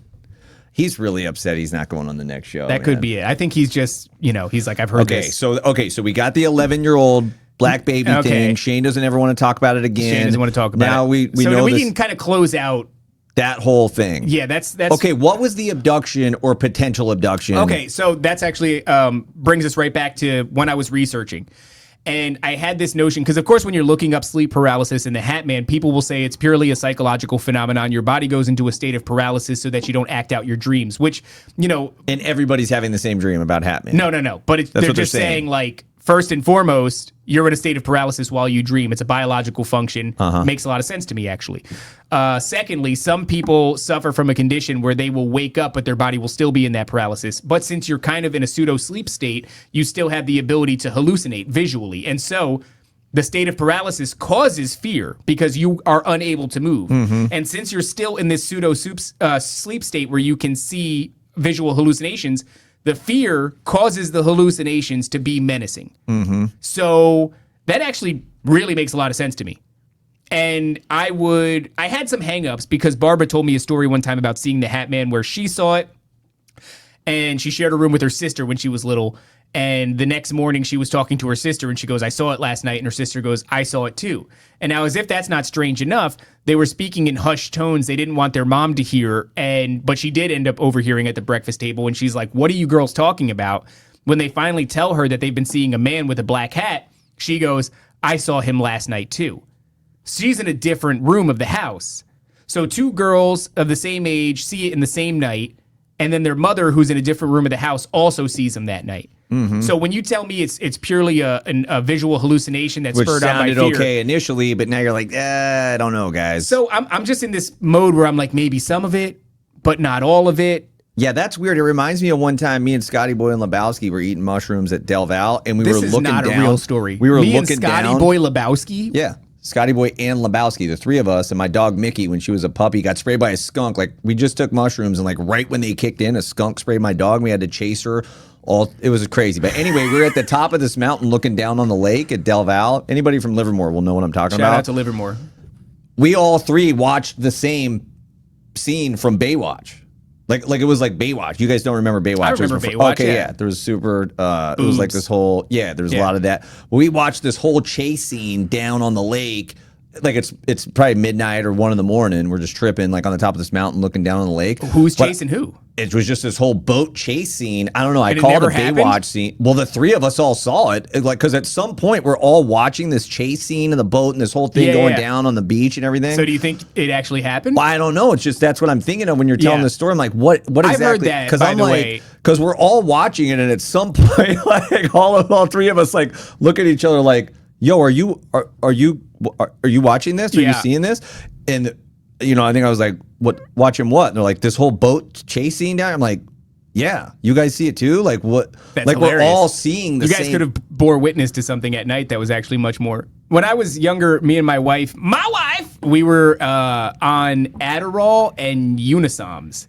So one is keeping you awake and one is forcing you to sleep. Jess used to get mad at me for doing the highs and lows. Okay, so did you ever have those moments where I would be able to take my phone and streak it across the night sky and it would leave a visual tracers? Yeah. I only had those from like acid or mushrooms or ecstasy. So I would be able to after I did it, the light would stay in the sky. From Adderall and another Unisoms, I think it was Unisoms, which one of them was both pharmaceuticals. One is to put you to sleep. The other one's keeping you up. That's wild. So you're in this like REM state, walking and dreaming, sort of. And but I was able to see it 3-dimensionally, I could put my head underneath the streak of light, and also my wife could too. What? Yeah. I So don't remember being like, light. I mean, I would get streakers like I was on acid and drank Jägermeister the first time I drank Jägermeister. You know, Jägermeister is actually supposed to like be super good for you. I don't know. It's not alcohol. It was a medicine. All I know is I thought it was cough syrup. Like It I is was a on medicine, acid, yeah. I drank it, and I was like, why are we drinking cough syrup? Like, what's going on right now? It tastes like ass. And then like when I gave it back to somebody and my hand came back, I had tracers and they went like that, and there was like I just remember that was the very first time I ever saw tracers. But then it was a pretty common occurrence with hallucinogens, but I've just never heard of it with like pharmaceuticals. Yeah, dude. Yeah, Adderall and Unisoms don't do it. So, you know, a lot of what I'm reading as far as like the biological function of sleep paralysis is making a lot of sense, but there's still things that like this is data that I can't let go of. You know, in the sense that she saw it and her sister saw it and her mom saw it.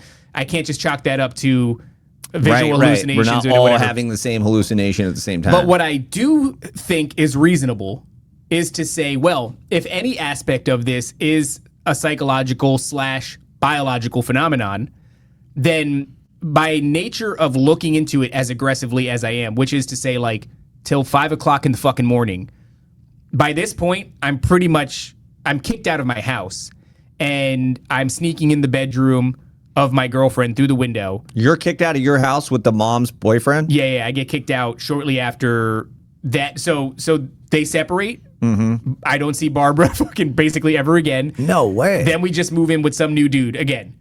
And then they kick me out like... At what age? I was kicked out the tail end of 16. So we leave Barbara...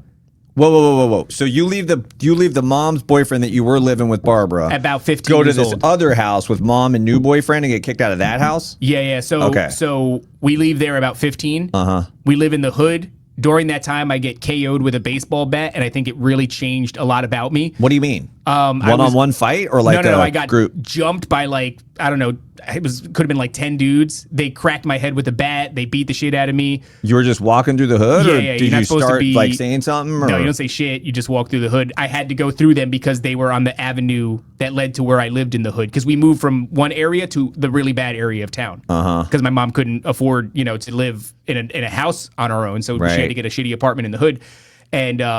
And at that time, 15 years old, right? Like I remember that night I was hanging out with some girl, and it was later than I usually would have gotten home because I was trying to put the moves on her. And before you knew it, it was like 10:30 at night, and I'm like, all right, I got to start getting my mom. Like the leash was off, when this happened. When we moved, There's no more rules. There was no more rules. That's it. It was just like chaos. And so you start walking through the hood, and basically there's like a bunch of dudes, and they're all like slap boxing and chopping it up on the corner. And, they see me as soon as I see them. Now I have a decision to make. If I turn and they're leave, like, oh, he's they're a going to give wanker. chase. Yeah. I know it. I just know enough about it. I've lived there long enough. I go, okay, they're going to chase me. So the only shit that I could do is like, I got to move right through them. So I moved right through them. I just kept walking, and they were on the same sidewalk that I was. So I walked right through them, and like I felt like I almost made it out. They kind of like didn't give a shit about me. Then all of a sudden I heard like, you don't say like, hey, what's up, guys? You don't say anything. You it's just walk fucking through. 10:30 at night, and it's 10 black dudes. You don't say really anything. Yeah. So they go, what are you, a bitch? And they weren't talking to me. They were talking to the kid with the bat. I think he's a kid because I think they were actually a little bit younger than me. Oh, no. I don't know how, but either way, he wasn't. So he swung, and I could almost I remember the sound of the bat. Wait, you didn't see the swing of the bat? Came to the back of my head. No, so they clapped me in the back of the head. That's the worst. And I woke up. I had a bunch of cuts and bruises and everything all over me, and I was leaking from my arms and shit. I think it was mostly from just hitting the ground like a tree, like. And I couldn't see out of my left eye, and I was in and out of consciousness, and I managed to somehow get my way home, which was like, this is a little twisty and turny. I wasn't fucking exactly close to home. It was still like a good 10-minute walk. And I keep having these these moments where every time I come to consciousness, I'm closer to home than I was before. So somehow I'm on like autopilot. It's just straight concussion stuff. Yeah. And then of course I get home and I just fucking throw up everywhere. And my mom puts me in a tub of cold water, tells me not to go to sleep. Concussion protocol. Yeah. We don't go to the hospital because they're just going to make you pay a lot of money to tell you not to go to sleep. Right? Yeah. We called the cops. The cops can't do anything about it because it's like, who am I even? Yeah. I don't know. But after that, I become like a very wild person. And that is like... Wild how? like reckless. Yeah, reckless and much louder than I ever was. I used to be a pretty reserved kid. So something happened. You're like, you know what? I'm not going to go through this silent, man. Like the Cypress Hill song, I ain't going out like that. Came on in your head, and you were like, you know what? Yeah, I'm not. Sort of, kind of. I mean, I just became this really loud person. Like I wasn't always like that. I used to be like pretty reserved, pretty in my friend group. That was one thing, but like, you know, after what did you think? Guys like that are just going to get beat up with bats in the hood. Like, well, I'm going to have a voice now. You know, so after that I move, right? And I move in with this new guy. I do go to school for about a year and a half before I'm kicked out. And I'm like standing on teachers' desks. I'm kicking their papers off their desks. What? Like all kinds of crazy shit. You're just wilding out? Yeah. Yep. I kind of like lost my shit a little bit. And it wasn't ever like mean. It was like, I just became this character, but whatever. So, I move out after that and, you know, after I get kicked out, so I get kicked out like the tail end of 16, something like that. So I don't know, you know, the whole thing is a little bit blurry. Maybe I move into this place at like 15 and a half. By the end of like 16, I'm kicked out already. I obviously didn't keep going to school and I'm pretty much homeless. And I'm staying over my girlfriend's a lot. There's like I'm messing up the timeline a little bit. Like there's some molding or melding together of like a year of my life that I'm. But it's the last couple of years of high school. Well, I mean, I was kicked out, you know, so I never did that. I got kicked out sophomore year. So did you have a job when you were kicked out, or did you just like roaming the streets? No, I mean, I ended up moving into some dude's house. He let me stay there. He was a heroin addict. He ended up going to jail shortly after he let me stay there. So I have like a whole house. And but then of course we don't pay the bills, so all the lights go out and fucking you know, it's a crazy shit. And it becomes abandoned, and they get like these notices on the door of like eviction and yada yada. But we don't evict. So that's when you moved to Florida. No. Okay. So, but during this time, I'm electing to stay at my girlfriend's a lot, and I am looking this shit up till like 5 o'clock in the morning every night for a long time. Like I never had access to a computer like that, so I'm just going nuts doing all the research. And I remember saying to myself, like, if this is a psychological phenomenon, all this stuff that I'm looking up, then it stands to reason that by nature of looking at it, it might happen to you. Like if you watch a movie and then you have a dream about a movie, right? Mm-hmm. So I'm prepared for that. And I don't think that it's... Yeah, I could see what you're saying. It's like as you read the Bible and you see these supernatural stories, you're saying, yeah, one of these stories could happen to me now. Yeah. Well, this is like such obsession. And I think I'm also doing it because I'm outsourcing my own like pain and suffering of like my life being chaotic and fucking, you know, not having... I don't have anybody in my life anymore who was there since the beginning. Like it's all that's all gone. So rather than face that reality, I'm outsourcing everything. I'm looking into this. This is my great, you know, mountain to climb. Because one day you're going to have a podcast called Nephilim Death Squad, and you're going to be big doing this. Well, no, more so, I don't want to... How could I do the insurmountable task of fixing my life? Right. I'm going to focus on this instead. So it does happen.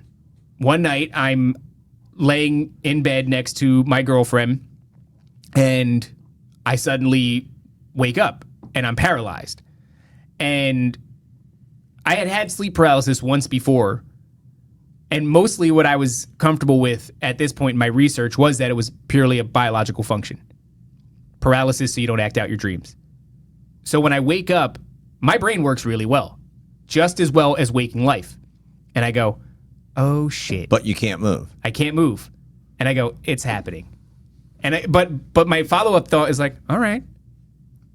Let's have a good time here. Let's relax. Yeah. Let's see what's going on. And I'm trying to wiggle my fingers and toes. I'm trying to get out of it. I'm looking around the room. Everything's normal. I can see my girlfriend. This is the room. I am awake. I just can't fucking move. And all of a sudden, I see the shadow of a man, not a shadow man. The shadow of a man. As if there's a light over here and a man over here, and he's walking, which doesn't make sense. There's a wall. I'm up against a wall. There's no fucking buddy over there. But there's this shadow that's cast on the other wall. And he's walking across the room. He's got a hat? I don't remember. And I go, oh shit. And that's about the last thought that I have before I get this full body sensation like farting? Nope. That wasn't a fart. All right, I could see how it was like I was being tased, except my whole body was getting tased, and it caused me to I was already in paralysis, but I tensed up. Everything is tense. Everything is getting electrocuted. Wait, but that's like a seizure, bro. That's what you ever see. Have you ever seen somebody have a seizure and they lock and they're so you can't move their arm, dude. Their arm feels like it's just the strongest arm in the universe. Yeah, that's what it was like. It was exactly. But it was my whole body, and the stress of that, and the sudden involuntary wave of fear. But it was so much more than fear. It was like doom. Fucking doom. Yeah. You never feel this outside in waking life. I've never felt that. Doom rushes over me. My whole body is excruciatingly tense, exhaustingly tense, and I black out. And I come to, and I'm on the other side of the fucking bed. And my girlfriend's feet are by my head now. I can see her feet. I can see the room. And once again, all faculties are good. I'm going, what the fuck was that? What the fuck is going on? Because you went from just seizing up, getting tased, to now all of a sudden you wake up and you're in a different position Different position, same bed, same room. Everything is the same. She's been asleep the whole time. She's asleep the whole time. I'm now looking at, because of my perspective, I can see the closet that would have been behind us. And that closet is just like one of those big closets where it's an opening. You might have double doors that lead, collapsible accordion double doors. Yeah. But there's no double doors. It's a sheet. Yeah. A sheet on a string. It's the hood. Yeah. Right. That covers the closet. And as I'm thinking, what's going on? All of a sudden, poof, this unbelievably bright white light is pouring out of the closet, which doesn't make any sense because there's no light in there. There's no switch. There's nothing. And it's not even a closet that you can get into. If you put your arm in, you could touch the back wall. It's only deep enough for clothes. Mm-hmm. And then it's happening again. I'm getting buzzed the fuck up and electrocuted, and I'm looking at this light, and everything's like, whoa, and then I black out again. And I wake up in the morning, and it's like it never happened. The next time that you're come to, it's the morning. Yeah. And I didn't, you don't have, when that shit happens, you go. Okay, so that may or may not be an abduction. I don't know. I don't think it was an abduction. I don't think you always have to be abducted. I don't think you're always getting removed. I think sometimes you're getting removed. They can do something to you while you sit there. Who the hell knows? Yeah. Who knows? I wouldn't say I was abducted. That's why when Alberino must have heard me tell that story and said that I was abducted. I never said that I was abducted. I never, to be perfectly honest, I never felt like I was removed from that place. I guess you could say that. Yeah, well, they say you get taken, you get brought back, they erase the memories, so you don't really know. But that's not the feeling that I get. I don't know. And I think that counts for a lot when you have a supernatural experience. Yeah. The way that you feel about a thing. Your interpretation of it is kind of. I was not left with the impression that I was taken. Feeling, you kind of go with the gut feeling. Discernment, maybe. I don't know what you would call it, but I just never felt like I was taken. Yeah.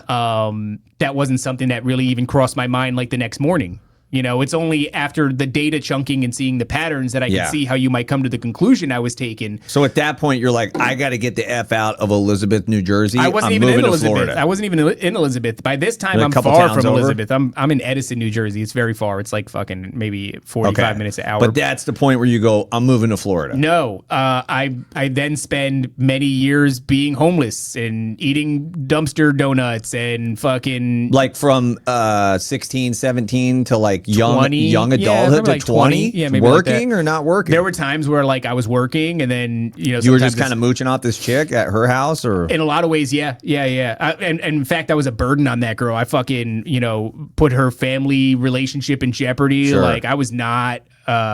those people, I was not a blessing to them. Yeah. I was a fucking piece of shit. I never did anything. But at that age, you don't even think about how do I be a blessing to somebody else or better somebody else's life. You're just thinking survival. I was never rude, and I was always but just the existence of a young man sneaking in and out of your house. Yeah. And you're trying to fucking trauma for the household. What would you say?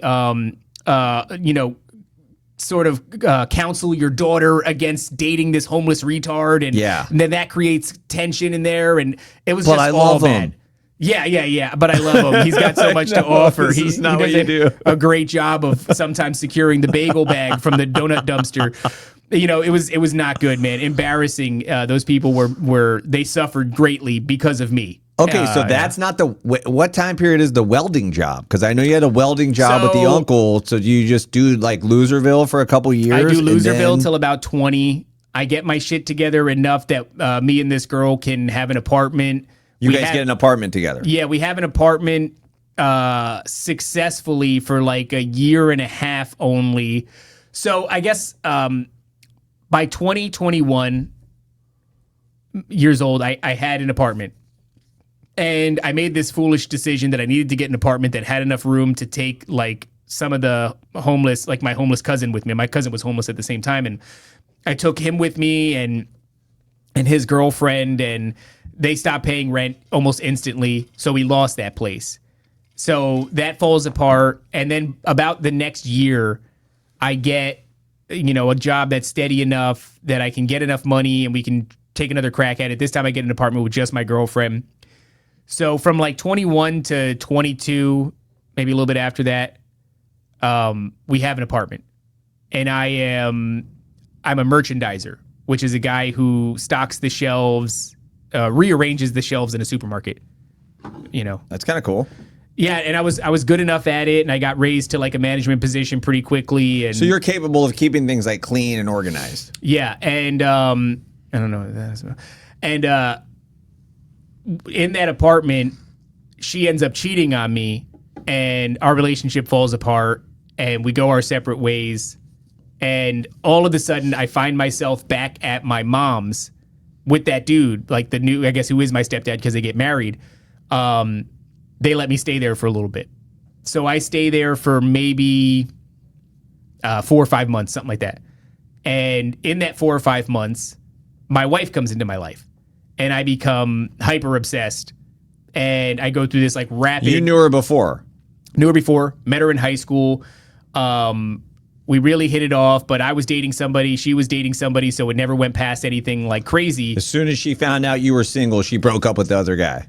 She had been separated from that guy for a little bit, and she found out that I was single, and she hit me up one day. I get a message from like her friend, because I think I had her blocked.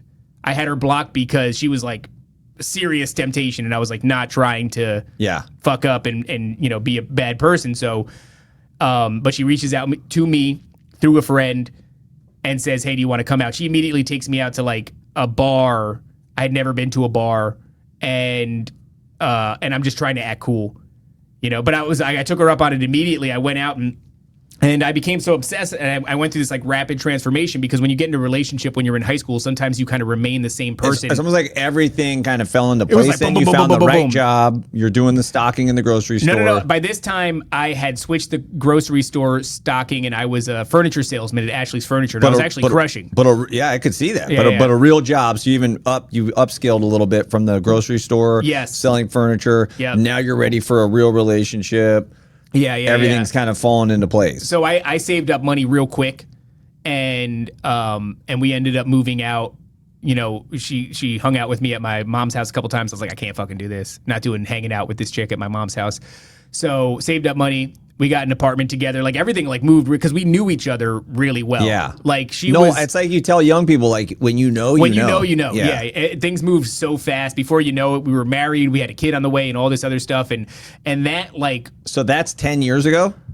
It's 10 years ago. Yeah. 10 years and 9 months. 13 really. Because we got together when I was 23. By the time I was 24 and a half, maybe 25, like we were already in this apartment and expecting.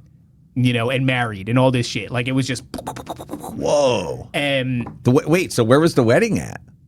Listen, wedding. It was in my living room. We got married we had somebody who officiated. I think is the terminology in our living room. And, who's there? Nobody for me. Just her family. Just her family. Yeah. No way, dude. Yeah. And then, however many. So she just loves you. This is a chick that just loves you. She's just like, yeah, he's crazy. Nobody even from his family's even here for our wedding in our living room. But like, I just love this dude. So I start podcasting maybe like 2 years after that, something like that. And because I think in total it's been 9 years now. And she like never, ever, she always, like she used to say shit to me so good. She's like, yeah, you're going to make it. She knew. We were fucking bums, dude. Yeah. No, I know. Bums. I'm hearing the story. No fucking money whatsoever. I'm selling game systems and belongings to try to make ends meet, like struggling. But you're crushing as a furniture salesman, I guarantee No. I lose that job. Oh. You pissed somebody off because you're probably good at the job. It wasn't that I pissed somebody off. It was that I was so obsessed with her. Like, it was like all I could think about.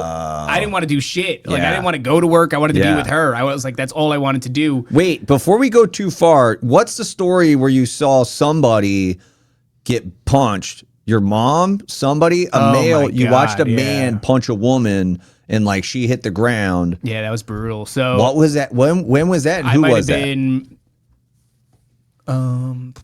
hard to say how old I was. Maybe 9. Oh, it was that far back? Yeah. So who was it? Annual visits with Dad. Every time I went over there, he lived in Elizabeth. He lived in the slums of Elizabeth, and shit would always go wrong. It was always bad. I mean, I watched my dad fight people. I watched him go to jail. I watched fucking everybody else fight people. I watched just all the worst shit all the time. Every fucking time I went over there. So my mom was like in no hurry to send me over there, but she also never dissuaded me. So if I wanted to see my father, she would try to make it happen. Eventually, I stopped asking because it was like trauma every single time I went. But this was probably one of the last times for a really long time because he went away for like, I think maybe a few years for this. I think they even sent him to Texas because he was technically still a citizen of Texas. And so they sent him to Texas State Prison. Dad was a Texan? Yeah, they came from South America, landed in Texas, and then came to like New Jersey. What South American nation? Uruguay. So your dad's from Uruguay? Yeah. Like from Uruguay. And lived in Texas. Yeah. So what ends up happening is he gets together with a lady after he separates with my mom. They have 3 kids, and she fucking hates me. So on the very rare occasion, she's a Spanish chick too? She's a bitch, a monster. And I've, prayed for her and all that shit because the fruits of her behavior have led her to a life where she's on like not hospice. I don't know what she's in. Like her kids are separated from her. She's in some sort of like an institutionalized medical facility where she's lost her marbles and she's crippled. You just can't get away from the crazy. It's like 100%. Yeah. So that day in particular, she's really mad because my dad takes me to Foreman Mills. Foreman Mills was like, you go there to get off-brand dirt cheap clothing. Yeah. So into that. And he buys me a pair of high top red and white Avorexes. Averex is like a brand that nobody, but I saw them. I thought they were the coolest shit in the world. They were all shiny and red. And so he buys them for me. Could have been more than like $20. And when we get back, they start arguing because he spent money on me. Spent $20 on shoes? Yeah. And sounds like me and Jess when she bought me these shoes today. She speaks Spanish, so like she was always. So it was a Spanish chick. Yeah. She was Portuguese, so she was always talking shit about me. She was speaking Portuguese. Yeah, which is like similar. Yeah, they say like poco instead of poquito. It's like very similar. Obrigado. I don't know fucking any of the words. So, she is arguing with him, which happens every time. It's like when you're a kid, you don't know what they're saying, but you can tell it's not good. So every single time I'm there with them, she's arguing with him. Pronounced them. She's arguing with him about me. Right. But I don't know what they're saying. Because it's in Spanish. But I can pick up on it. That's freaking awesome. So they're going back and forth, and basically she's so mad, she decides to take the money out of his wallet and I don't like it. Burn it on the stove. Which is fucking retarded. Took the money, turned the stove on, and like in Spanish was like, F you. Set it on fire. And my dad just so defeated. And it's like, I'm tired of arguing with you. He just shuts down and he takes me, he puts me on his shoulders. It's nighttime, it's raining, and he just starts walking with me. And we're walking through the streets of Elizabeth. We're walking pretty far. I had some family, I guess, that lived, I don't know if you'd even call it walking distance. A lot of the time when I spent with my dad was spent walking through the hood because he didn't have a car, which is why he never came to see me. I usually had to get dropped off, or he'd be illegally driving to come and get me. And we've gotten into police chases and shit. And it's this hatchback Honda Civic, fucking so crazy. So anyway, these people are all on drugs. I think my dad was a big fan of cocaine. So she gets in the car, like she has a car, she has a license. And she gets in the car and starts following us. It's nighttime. It's like late enough that there's not like a whole lot of congestion around the streets. And she's just following us around, honking, honking, honking. She's yelling out the window. He's just walking with me on his shoulders. I don't know what's going on. He's not talking. Jeez, man. She's just following us for what feels like the entire night. And then eventually she managed to like tap him with the bumper. Hit him with the car? And he's got me on his shoulders. So he almost falls. Everything gets all crazy. And he takes me and he puts me down.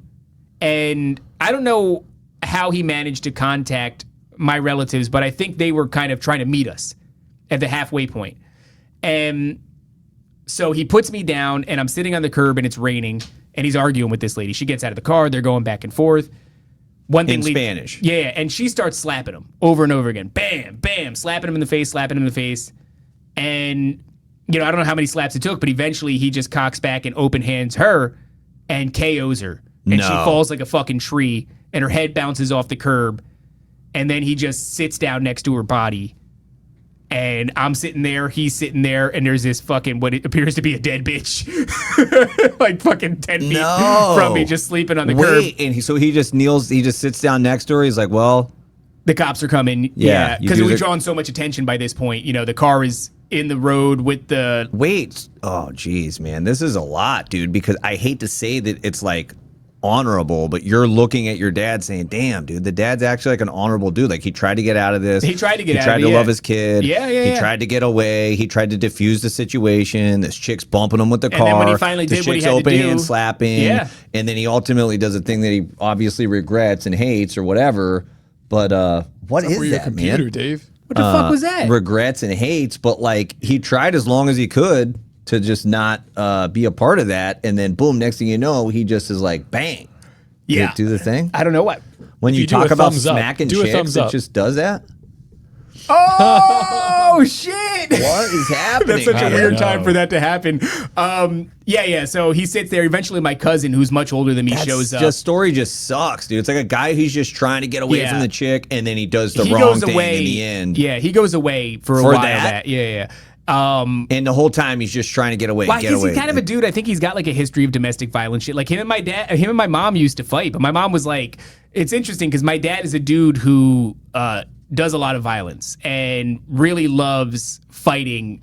It sounds so weird to say, but like that was his shit, you know? Like he's from South America. He grew up in the fucking, you know, like loving the 80s kind of loved those action heroes kind of a dude. Like he was a macho man in that way. So I watched him fight a lot. Yeah, but it sounds like that scenario, he wasn't trying to be a fighter. He was doing everything he could to just get away, man. Like, chick, just leave me alone. But I'm saying, like, his love for violence wasn't something that he had a handle on. Right, so he had some like domestic violence shit like going that chick knew that was going to happen. Oh, she kept slapping him and I think he's got it under wraps now. I always take if Jess is watching this, she'll be like, you always take the guy's side. But I'm just like, I just hate these stories like this, dude. Yeah, well, what was she wearing? She was naked, actually. No. You know what's crazy is I saw her years later, and she by that time had spiraled into madness and was wheelchair bound and morbidly obese and fucking just, you know, so crazy. You just have like this magnet to crazy people, dude. Well, when I was living in that apartment that my girlfriend cheated on me in, one day my neighbor came knocking on the door and she goes, I think I smell smoke. Can you come to my apartment? And I go, oh, yeah, dude, absolutely. And I come in there and she shuts the door behind me. And the first thing she does is walk over to the couch, climb on it, and start looking out the windows. And she starts muttering some shit about, like, they're touching my mailbox again. And I'm like, I never knew that this lady was crazy. Immediately, I'm like, oh, shit, schizophrenia. Like, I know what this is, right? Oh, yeah. And I go, hey, so... They're all drawn to you. What do you say? I go, I smell... About those people. About the smoke, right? And she's just like, she's doing such muttering crazy shit that eventually I go, this is going too far. And I'm thinking, like, am I going to have to boot her in the chest? Like, if she tries to stab me or something. And I managed to, like, slip out the front door. And I go into my apartment and I lock the door. But, like, yeah, I attract crazy people for sure. My whole life I've been... So there's justification when you really are upset with me for introducing you to people because, like, I've never introduced you to a crazy person for the most part. I'm pretty sure that lady that Okay, maybe a handful, but for the most part, it's pretty normal people. But you have like such trauma from people. It's not even. I don't think you're like, they might be a schizo. No, I don't think. I have a keen eye for when somebody is. One time I was hanging out with my wife and her friend and her boyfriend, and I really liked that guy. He was a good dude, but he had a history of schizophrenia. I didn't know it at the time, but we were sitting at a round table and we were drinking, and by this time we were already 26, 27 years old. And, you know, everything's fun. We're laughing. We're drinking. Might be playing the card game. And I fucking just see this guy, like, switch. Something's changed about it. I could feel that something's changed about him. And the girls haven't picked up on it at all. And he's, like, stone-faced all of a sudden. It's so out of place for what's going on. And then I can see him muttering stuff to himself. And you're like, bro, you good? No. So what happens is they're, like, ragging on him. Because all You're like, not a good idea, guys. I can see it. He's getting angry. He's muttering shit under his breath, and they don't understand what's going on. And I'm fucking kicking my wife under the table, and she goes, "Why are you kicking me?" And I'm like, "For fuck's sake, dude." Oh my God. And I'm trying to explain. I'm like motioning over to him, and I'm thinking like, I'm gonna have to choke this guy to sleep. So I live in a different reality, right? I've seen these people so much. I know what they're capable of. I've grown up around violence so much. I know what it gets. And I'm thinking preemptively. Right. Like the main way to stop this situation. So long story short, Stop he does. it before it starts. Just choke him to sleep. Nothing personal, dude. Nothing painful. You got to go to sleep and we got to pack up and leave. And but it doesn't end up coming to that.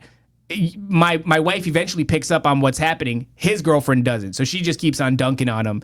And we're staying over there for the night. So I start making some noises that kind of insinuate, hey, we should wrap up. I'm getting tired. Like, let's get ready for bed.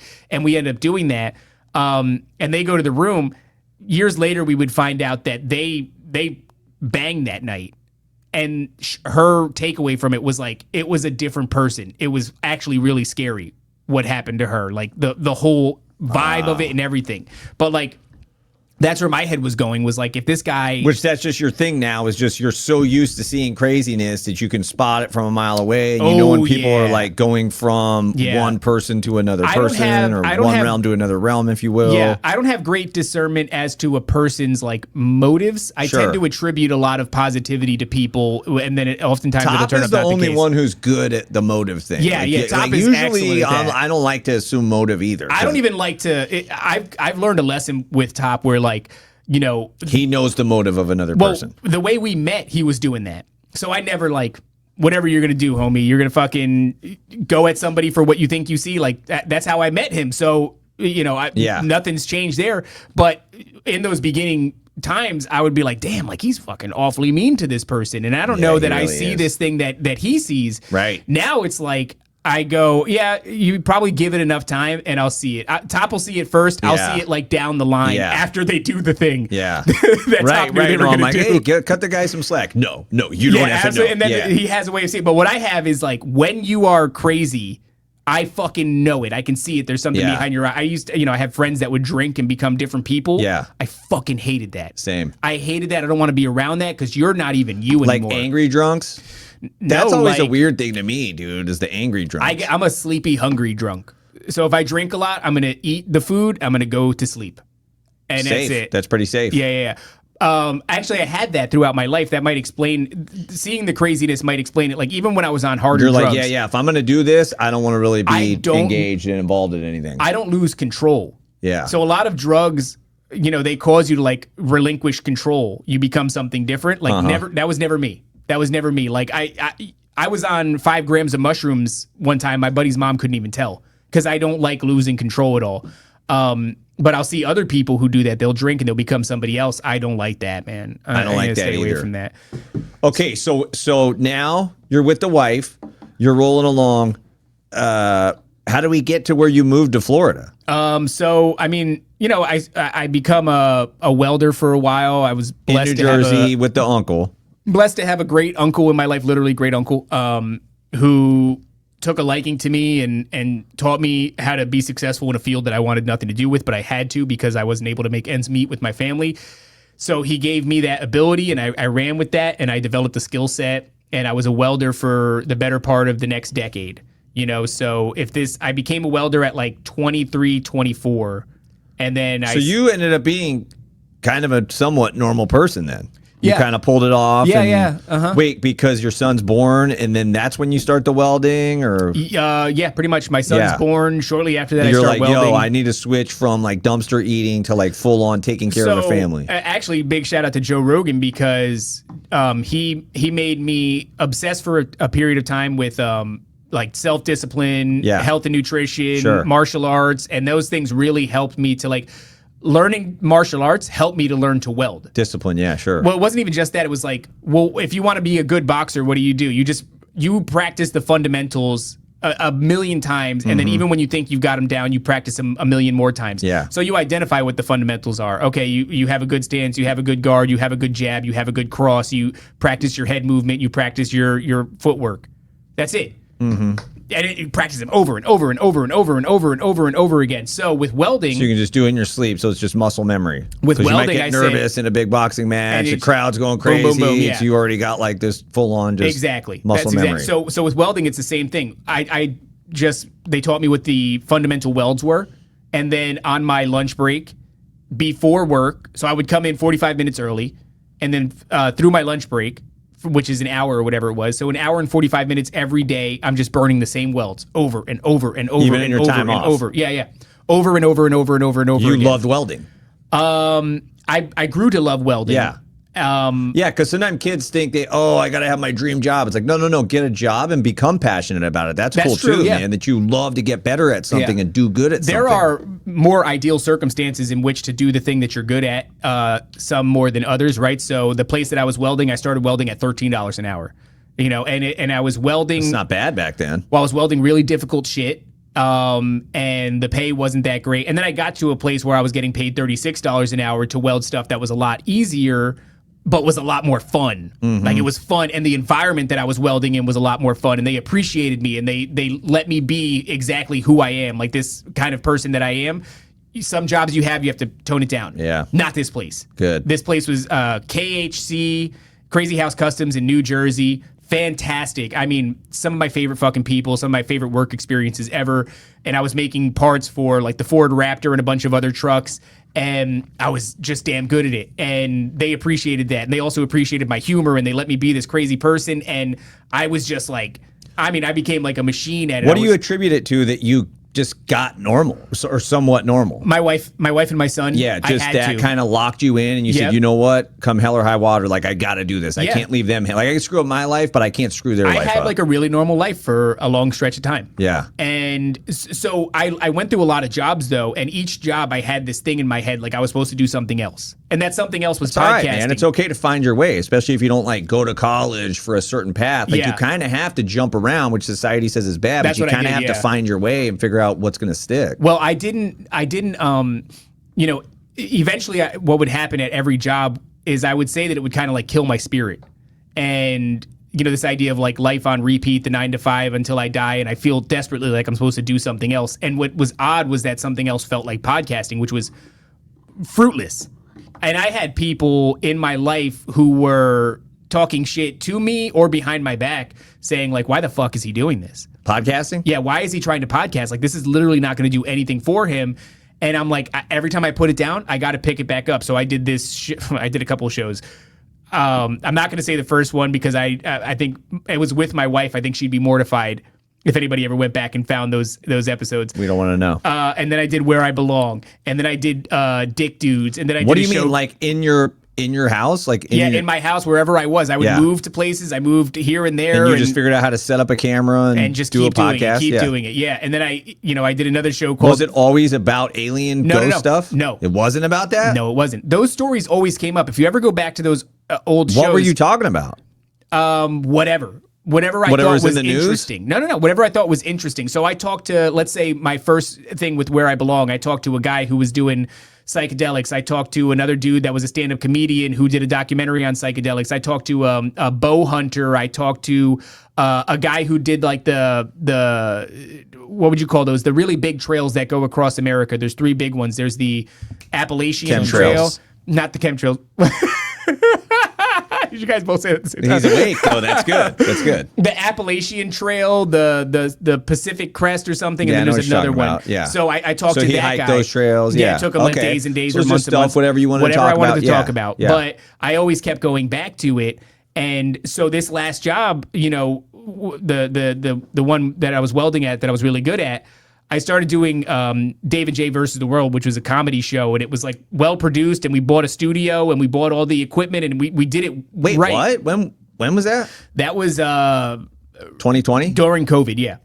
In New Jersey. In New Jersey. And I was doing it at the same time that I was working, and I felt really good. Like I felt really good. Like I was doing. You're in a good groove. I was doing a product that I was happy about. Oh, there it is. Yeah, Dave and Jay versus the World. Bro, that's awesome. Yeah, there's our set. I was really proud of that. And but we got no views because we couldn't market worth of shit. We couldn't promote worth of shit. We didn't know how to use social media. Let's click one of those pictures bigger. I want to see what he looked like back then. We were doing a. Why, is he got your head in a noose? He's got my head. I bought him a knife. I don't like for one of his things. I don't like it. And yeah, I don't like that picture. Oh, I remember that episode. Yeah, we were talking about a guy from fucking like Survivor who gores a pig on the show. I could get down with that, but not with the doing it to a human. Man. That. Okay, so you're doing that in 2020.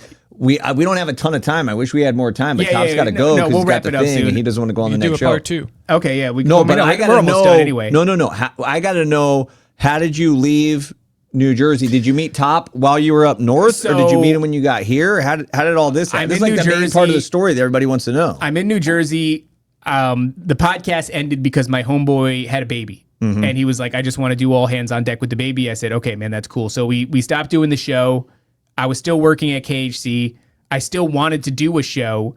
And the other thing was like, I'm making pretty decent money, but like the housing market still looks like a nightmare. I'm still going to be stretched thin. Like I want to go and have something more. Mm-hmm. I don't want to just stay here and settle because there was still something in me. This is what really showed me like there's something wrong. There's something calling to me, and it calls to me across all these jobs.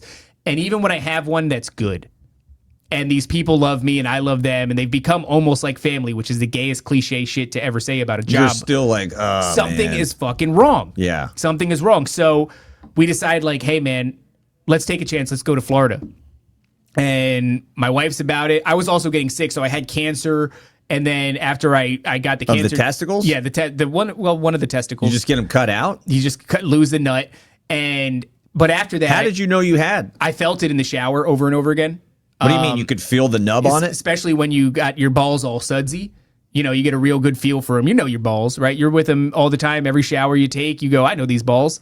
And then all of a sudden, like one day I was like, I don't know these balls. And then like the next time I showered, I was like, yeah, that's still there. So it took like a lot of confirmation. Showers was always the place where I'm like, no, I know this thing has not always been there. Like there's some sort of tough spot on my nut. And it ended up being cancer. We didn't get it biopsied because we didn't want it to spread. Doctor was like, look, you're still going to crush if I cut this thing off. Nothing's going to change. I said, all right, man, let's just cut it off. It turned out to be, yeah, it was cancer. But it was like real low-grade shit, like Salmonella cancer. I don't know what the fuck it was. It was such a blip on the radar in my life. It moved really fast. Like I found it. I took care of it. I had no history of going to the doctor. But at this point, like something just moved me through the system. I took care of it, recovered from the surgery super fast. And I was doing Dave and Jay versus the World while I had that whole surgery done and everything. Great for content. It was fast, man. It was, and I'm never like the type of person, like you've never heard me say, have you ever heard me say I'm a cancer survivor? Mm-mm. Never. I won't say that because it's like, bro, it barely existed in my life. It was so fast. Yeah. And it was not, but well, you don't have a victim mentality either. You know, there's not to knock anybody who says, "Oh, I'm a cancer survivor," but I'm just saying you don't associate. Go through cancer, you don't associate with like, yeah, this is who I am. I also this is didn't my go identity. through anything. You know, I went through surgery, which was like the recovery time was really, really fast. But something did happen to my immune system after that, and every winter from that moment on ended up giving me pneumonia and a collapsed lung and all this other shit. So I was like, it's time to go. We need to go someplace warm. I can't be here anymore. It's kicking my ass. And we came to Florida. What year do you move to Florida? 2020. 3. And you know Top at that time or don't know 2024. I'm sorry, 2022. I move in 2022. I land, I buy a house within a month and a half. I have this really weird moment where I am received by family that I've never known. I haven't had family. You moved to the area because you had family in that area. Yeah. I had like 30 family members in one area, plus Port Dad's Richey side? Yeah. So I had no relationship with any of them. And I wanted to try to be able to give my son like a grandfather. And I wanted to ease this old man's suffering because I knew that he was so remorseful for not having a relationship with me. And I thought like, I don't have to harbor resentment. Man. I can go and build something and give my son something and take some responsibility for whatever part I play in this distance from my family. But the dad has surrounded himself by crazy people He now has a as new well. woman. She's a witch, and it just would not work out. Like every witch, literally a witch. She's like putting panties in the coffee pot. She's burning effigies and whispering to them. He tells me she's a witch, like she does spellcraft and shit. He's too retarded to realize it. So, I do have this really beautiful moment where like I buy a house. I immediately land a job as a welder. I get paid pretty decent, especially for somebody in my area. And I have family. Like, very cool. Very normal. Yeah.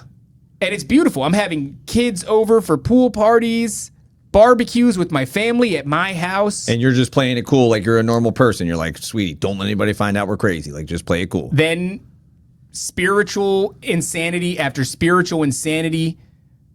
Entities and banging on my windows and doors and walls all throughout the day and night and big black flies that seemingly have no source. They're just filling my fucking house.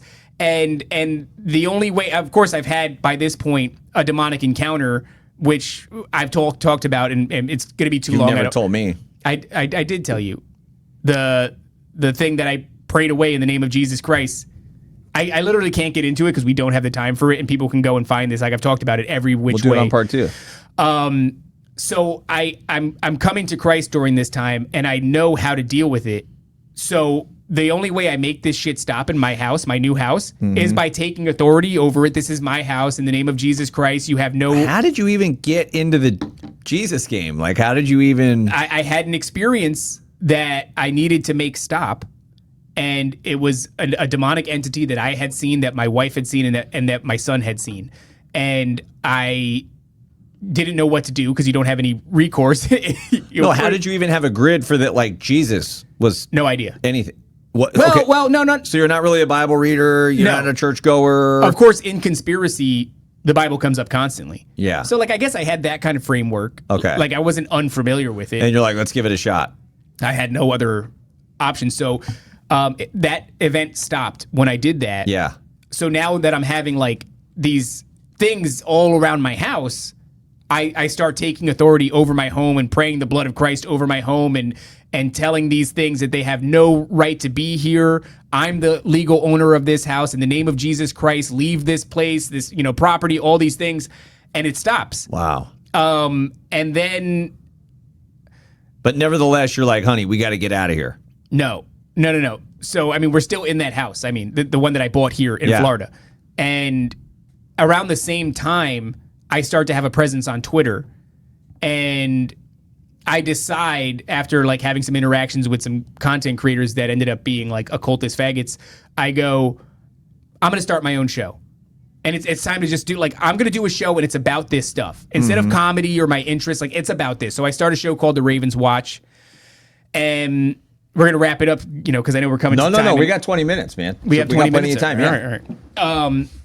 So I start this show called The Ravens Watch, and I also, because of the event where I saw this demonic entity and my family saw it, I start looking for anybody else who's talking about seeing shit like I've seen and stopping it in the name of Christ. And I find Tony Merkel's The Confessionals, which is every episode is pretty much that. And that's 2022? That's 2022. So I'm listening to that show all the time. I'm listening to other people who have had these experiences and have called on Christ and stopped it. And I'm orienting towards Christianity, and I'm starting to tell these stories and talk about conspiracy. And I'm having a lot of success, actually, like really fast success. I mean, the amount of time that it took to grow. But you're OG in the game at that time, dude. You've been living it. Nobody knows me, though. Like, it doesn't matter. I'm like, not in the game. I know, but your content is what matters, dude. Like, that's still what matters. And, like, you've got the content because you've been living it your entire life. Well, I managed to grow that show. I mean, Dave and Jay vs. the World had all the production, had a studio, all the shit. We couldn't break maybe a couple of hundred subscribers. But I got the Ravens Watch, which was just happening in my bedroom with a backdrop and a microphone, to over 1,000 in like a couple of months. And that was crazy because I had been working at Dave and Jay for like a straight year and just did nothing with it. And the way that I was doing it was I was going and getting involved in conversations that were happening on Twitter about the Hat Man, about this entity, about this and then people were finding you from the Twitter and coming and watching. I was dropping clips. YouTube, you're like 1,000 on YouTube? Yeah, 1,000 on YouTube. So they'd find you on the Twitter and then boom, they'd come check out your YouTube. Yeah, and so one day I'm, I end up finding Top on the members community of the Confessionals. It's like what do you mean? You're like Patreon for the Confessionals? More or less. And I see him, he said a couple of interesting things. Yeah. Oh yeah, there we go. That's the backdrop. That's me and Top talking to Tony Merkel. That's funny. You guys went on Tony Merkel? No, we had him on really early. No but way, that's man. it. I mean, that brick backdrop is the corner of my bedroom. Brilliant. Yep, and I had some leftover equipment from when I did Dave and Jay versus the World, and so that's what Merkel I was using. came on your guys' show right when you met? In fact, that is the backdrop from Dave and Jay versus the World. Look at this. 2 years ago. Yeah. Us with Thomas. Yep. That's only 2 years ago? Shane Cashman. Yeah, man. Yeah. What? So I find. Hey, look, shout out Bill and Ted. Man. Oh, there you go. Yeah.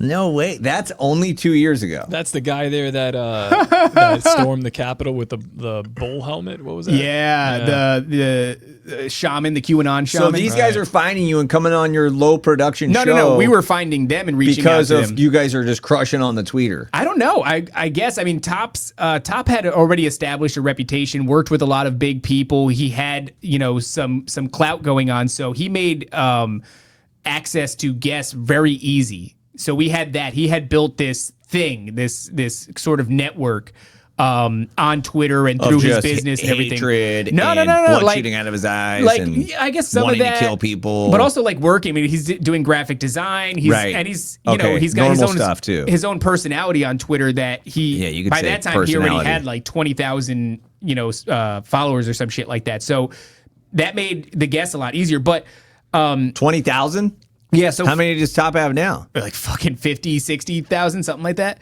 And they just love him just like shredding people to pieces. They the love people him for that. who get it, the other people, they So if you're on Twitter, do you have to say stuff every day? You say whatever you do whatever you No, want. not every day. Yeah. But almost every day you just go on there You and don't say have some to do mean anything. things to people. I only and then- say whatever I want to say whenever I want to say it. Yeah. And that- you go through spurts, it seems like. Because you come Yeah, in here yeah. from time to time, like, oh man, this thing with the mermaid Yeah, in India, yeah. or like whatever, another thing. Because and- I only do it when it moves me. But so I find him on the members thing, and then I find him on Twitter, and I see some of the shit he's saying. He's very funny, and I go like, this guy kind of seems cool. So I have a couple interactions with him where I call him he's the bad guy from the Zohan, the Adam Sandler film. I forget what his name is, but he looks like that actor, and I drop that on him, and he's got a good sense of humor about it. And one day, so you guys just kind of start courting each other. we start kind of It's like fucking the with each other, early taking some days. stabs, and then one day he laughs at something, but he goes, "I'm about to block you, faggot," and I go, "Wait, no. I'm cool. I promise." And we get into this really? little that guy. He looks like that comment. guy. And, He's not like Kramer. Like, I the know people are like, Mukentuken, Pandafly knows. So I guess what ends up happening is we get into a conversation, and I tell Top I do a show about all this crazy shit. And I already know that he's interested in it because we are on the members community of the Confessionals. So Top goes, I'm going to actually check it out. And then he fucking does, which is insane because to tell anybody, hey, watch my 2-hour long fucking podcast, even though I have no followers or anything, that's a huge... So I shouldn't do that to people? You can try, but you just will find that people won't fucking do it. They don't care, right? Yeah, they don't give a shit. I don't know that I would watch fucking somebody who came up to me and said, watch my whole episode. Like, Probably Yeah. not, dude. Fair point. But he watched the thing. He thought it was interesting. We got into a conversation. He said, hey, he was doing his own show called the TopLobsta Show on the side of... The TopLobsta Show? Yeah, on this side. And it was about very similar shit. Yeah. Very similar shit. You guys were Testimony, like, yo, spooky shit. let's collaborate. We did a collaboration. It was cool. Then I end up going to New Orleans for a vacation with my wife, and it ends up being really strange. I mean, a lot of weird crap happens Can't out there. imagine you in New Orleans and anything bizarre happening. I went to a tarot card reader. I did a bunch of Shocked to fucking hear goofy that. shit. Yeah. And I get a call while I'm out there, and it's Top, and he goes, yo, I think we should Do a show. try to make a show. Like, let's make a show. I already had Nephilim Death Squad tucked to the side. It was originally a Twitter group that I had some people in. It was Top. It was the guys from the Phone Booth podcast, a few other people, Paul Stobbs, Escanor. This is only 2 years ago. 2.5. So you guys have moved fast, dude. Oh, that's our first episode, actually. We did a trial episode right there to see how it would work. It was a swapcast. See, episode 13 swapcast with TopLobsta. And that guy is actually a new age sort of, he's more into the occult, and he basically... But you guys were kind of into that back then. You guys were kind of like, No, whatever. I mean, he was basically saying Christianity is all bullshit, and it's all strictly allegorical for the stars and constellations, and there's nothing else. I know, to but it. even when I met you guys, you were having some people saying the Bible is just like Well, it doesn't matter what they symbolism say. and- You know, we always allow but people you to just speak. have them and- on, let them do their Although thing. we've moved away from that so much these days. But anyway, he calls and he says, let's do this. And I've already got a name loaded up. And I go like, yeah, man, I think we could. We'll talk about it more when I leave New Orleans. And when I hang up with him, I'm in the middle of the hotel. I still remember this moment. I go to my wife and I go, yo, I think this is it. Yeah. Like, this is the one. It's actually incredibly, not that to say I would ever prophesy over anything. And it wasn't me prophesying. It was like a stirring in my spirit. Like, I don't know what it means to prophesy. So maybe that is Just what it speak is. forth the mind of God, yeah. I said, this is going to be it. Mm-hmm. And it is. It has been. That was entirely accurate. But I knew that in my spirit at that moment in that fucking hotel room that was certainly haunted. There was things. It was a whole thing. But I just knew it. I knew he was going to say that. I knew he was going to. I knew. It's going to sound really weird. Like, I knew it was him in the fucking chat of Tony Merkel's thing. Yeah. I saw this dude. Something clicks with this guy, man. Something. Me and this I guy's literally spirit kind of went out of my way. I went out of my way to seek this dude out, found him on Twitter, and then like slowly started to be like, poke.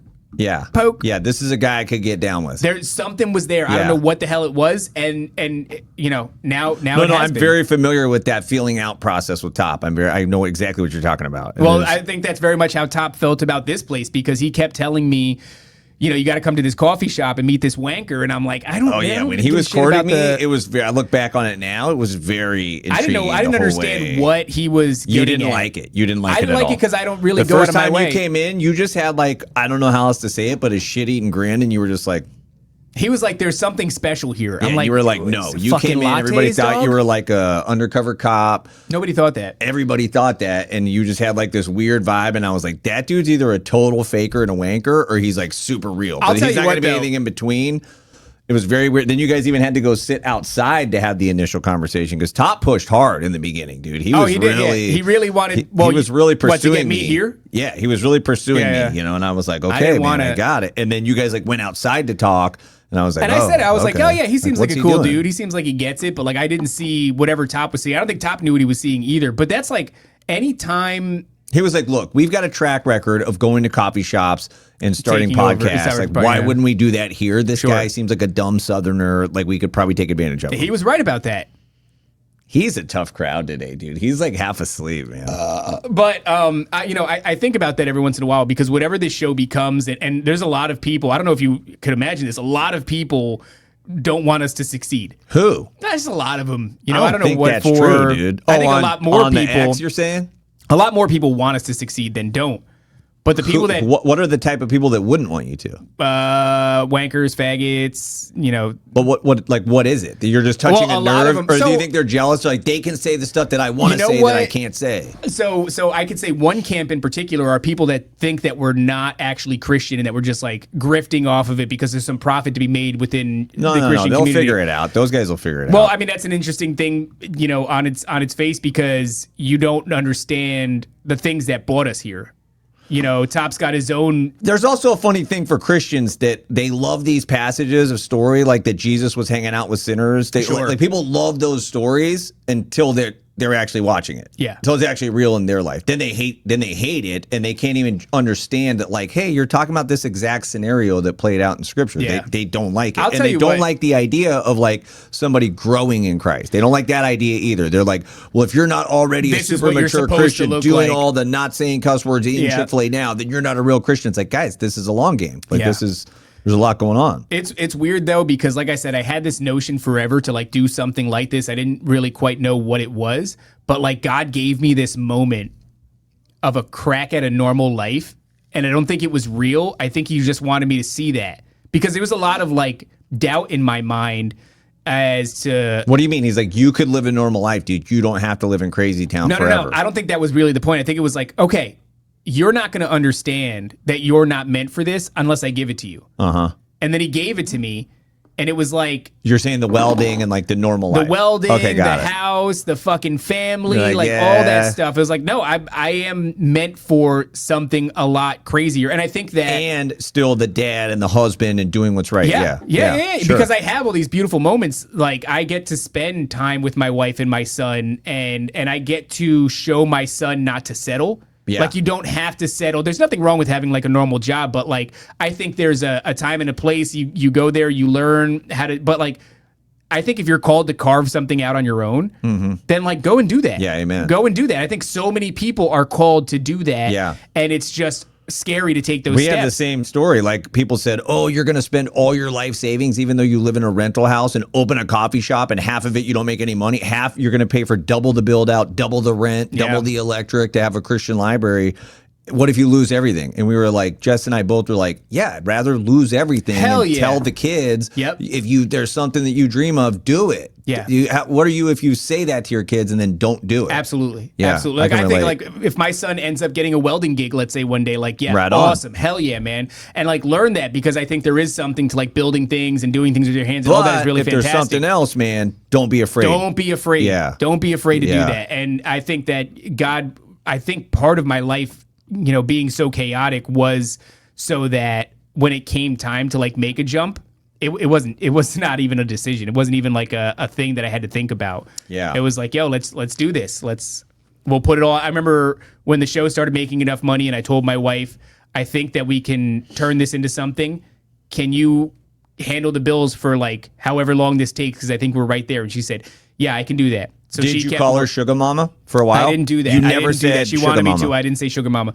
But she held it down for maybe like 8 months or something like that. awesome. And then we got there, and it was enough, and the show was suddenly doing it. So yeah, man. I don't mean to be like You're looking around. You're making well, no, me it's nervous. not the same as Are like you I okay? hear Hat Man, but I hear Boomers, and so You I hear just Boomers, kind it's time to go. yeah, the olds are like starting to make their move. All right. So can we just wrap it up, or do we have to do like some big sentimental closing after all this because it was I such don't know. a big deal? I would appreciate if you said anything that was like maybe nice.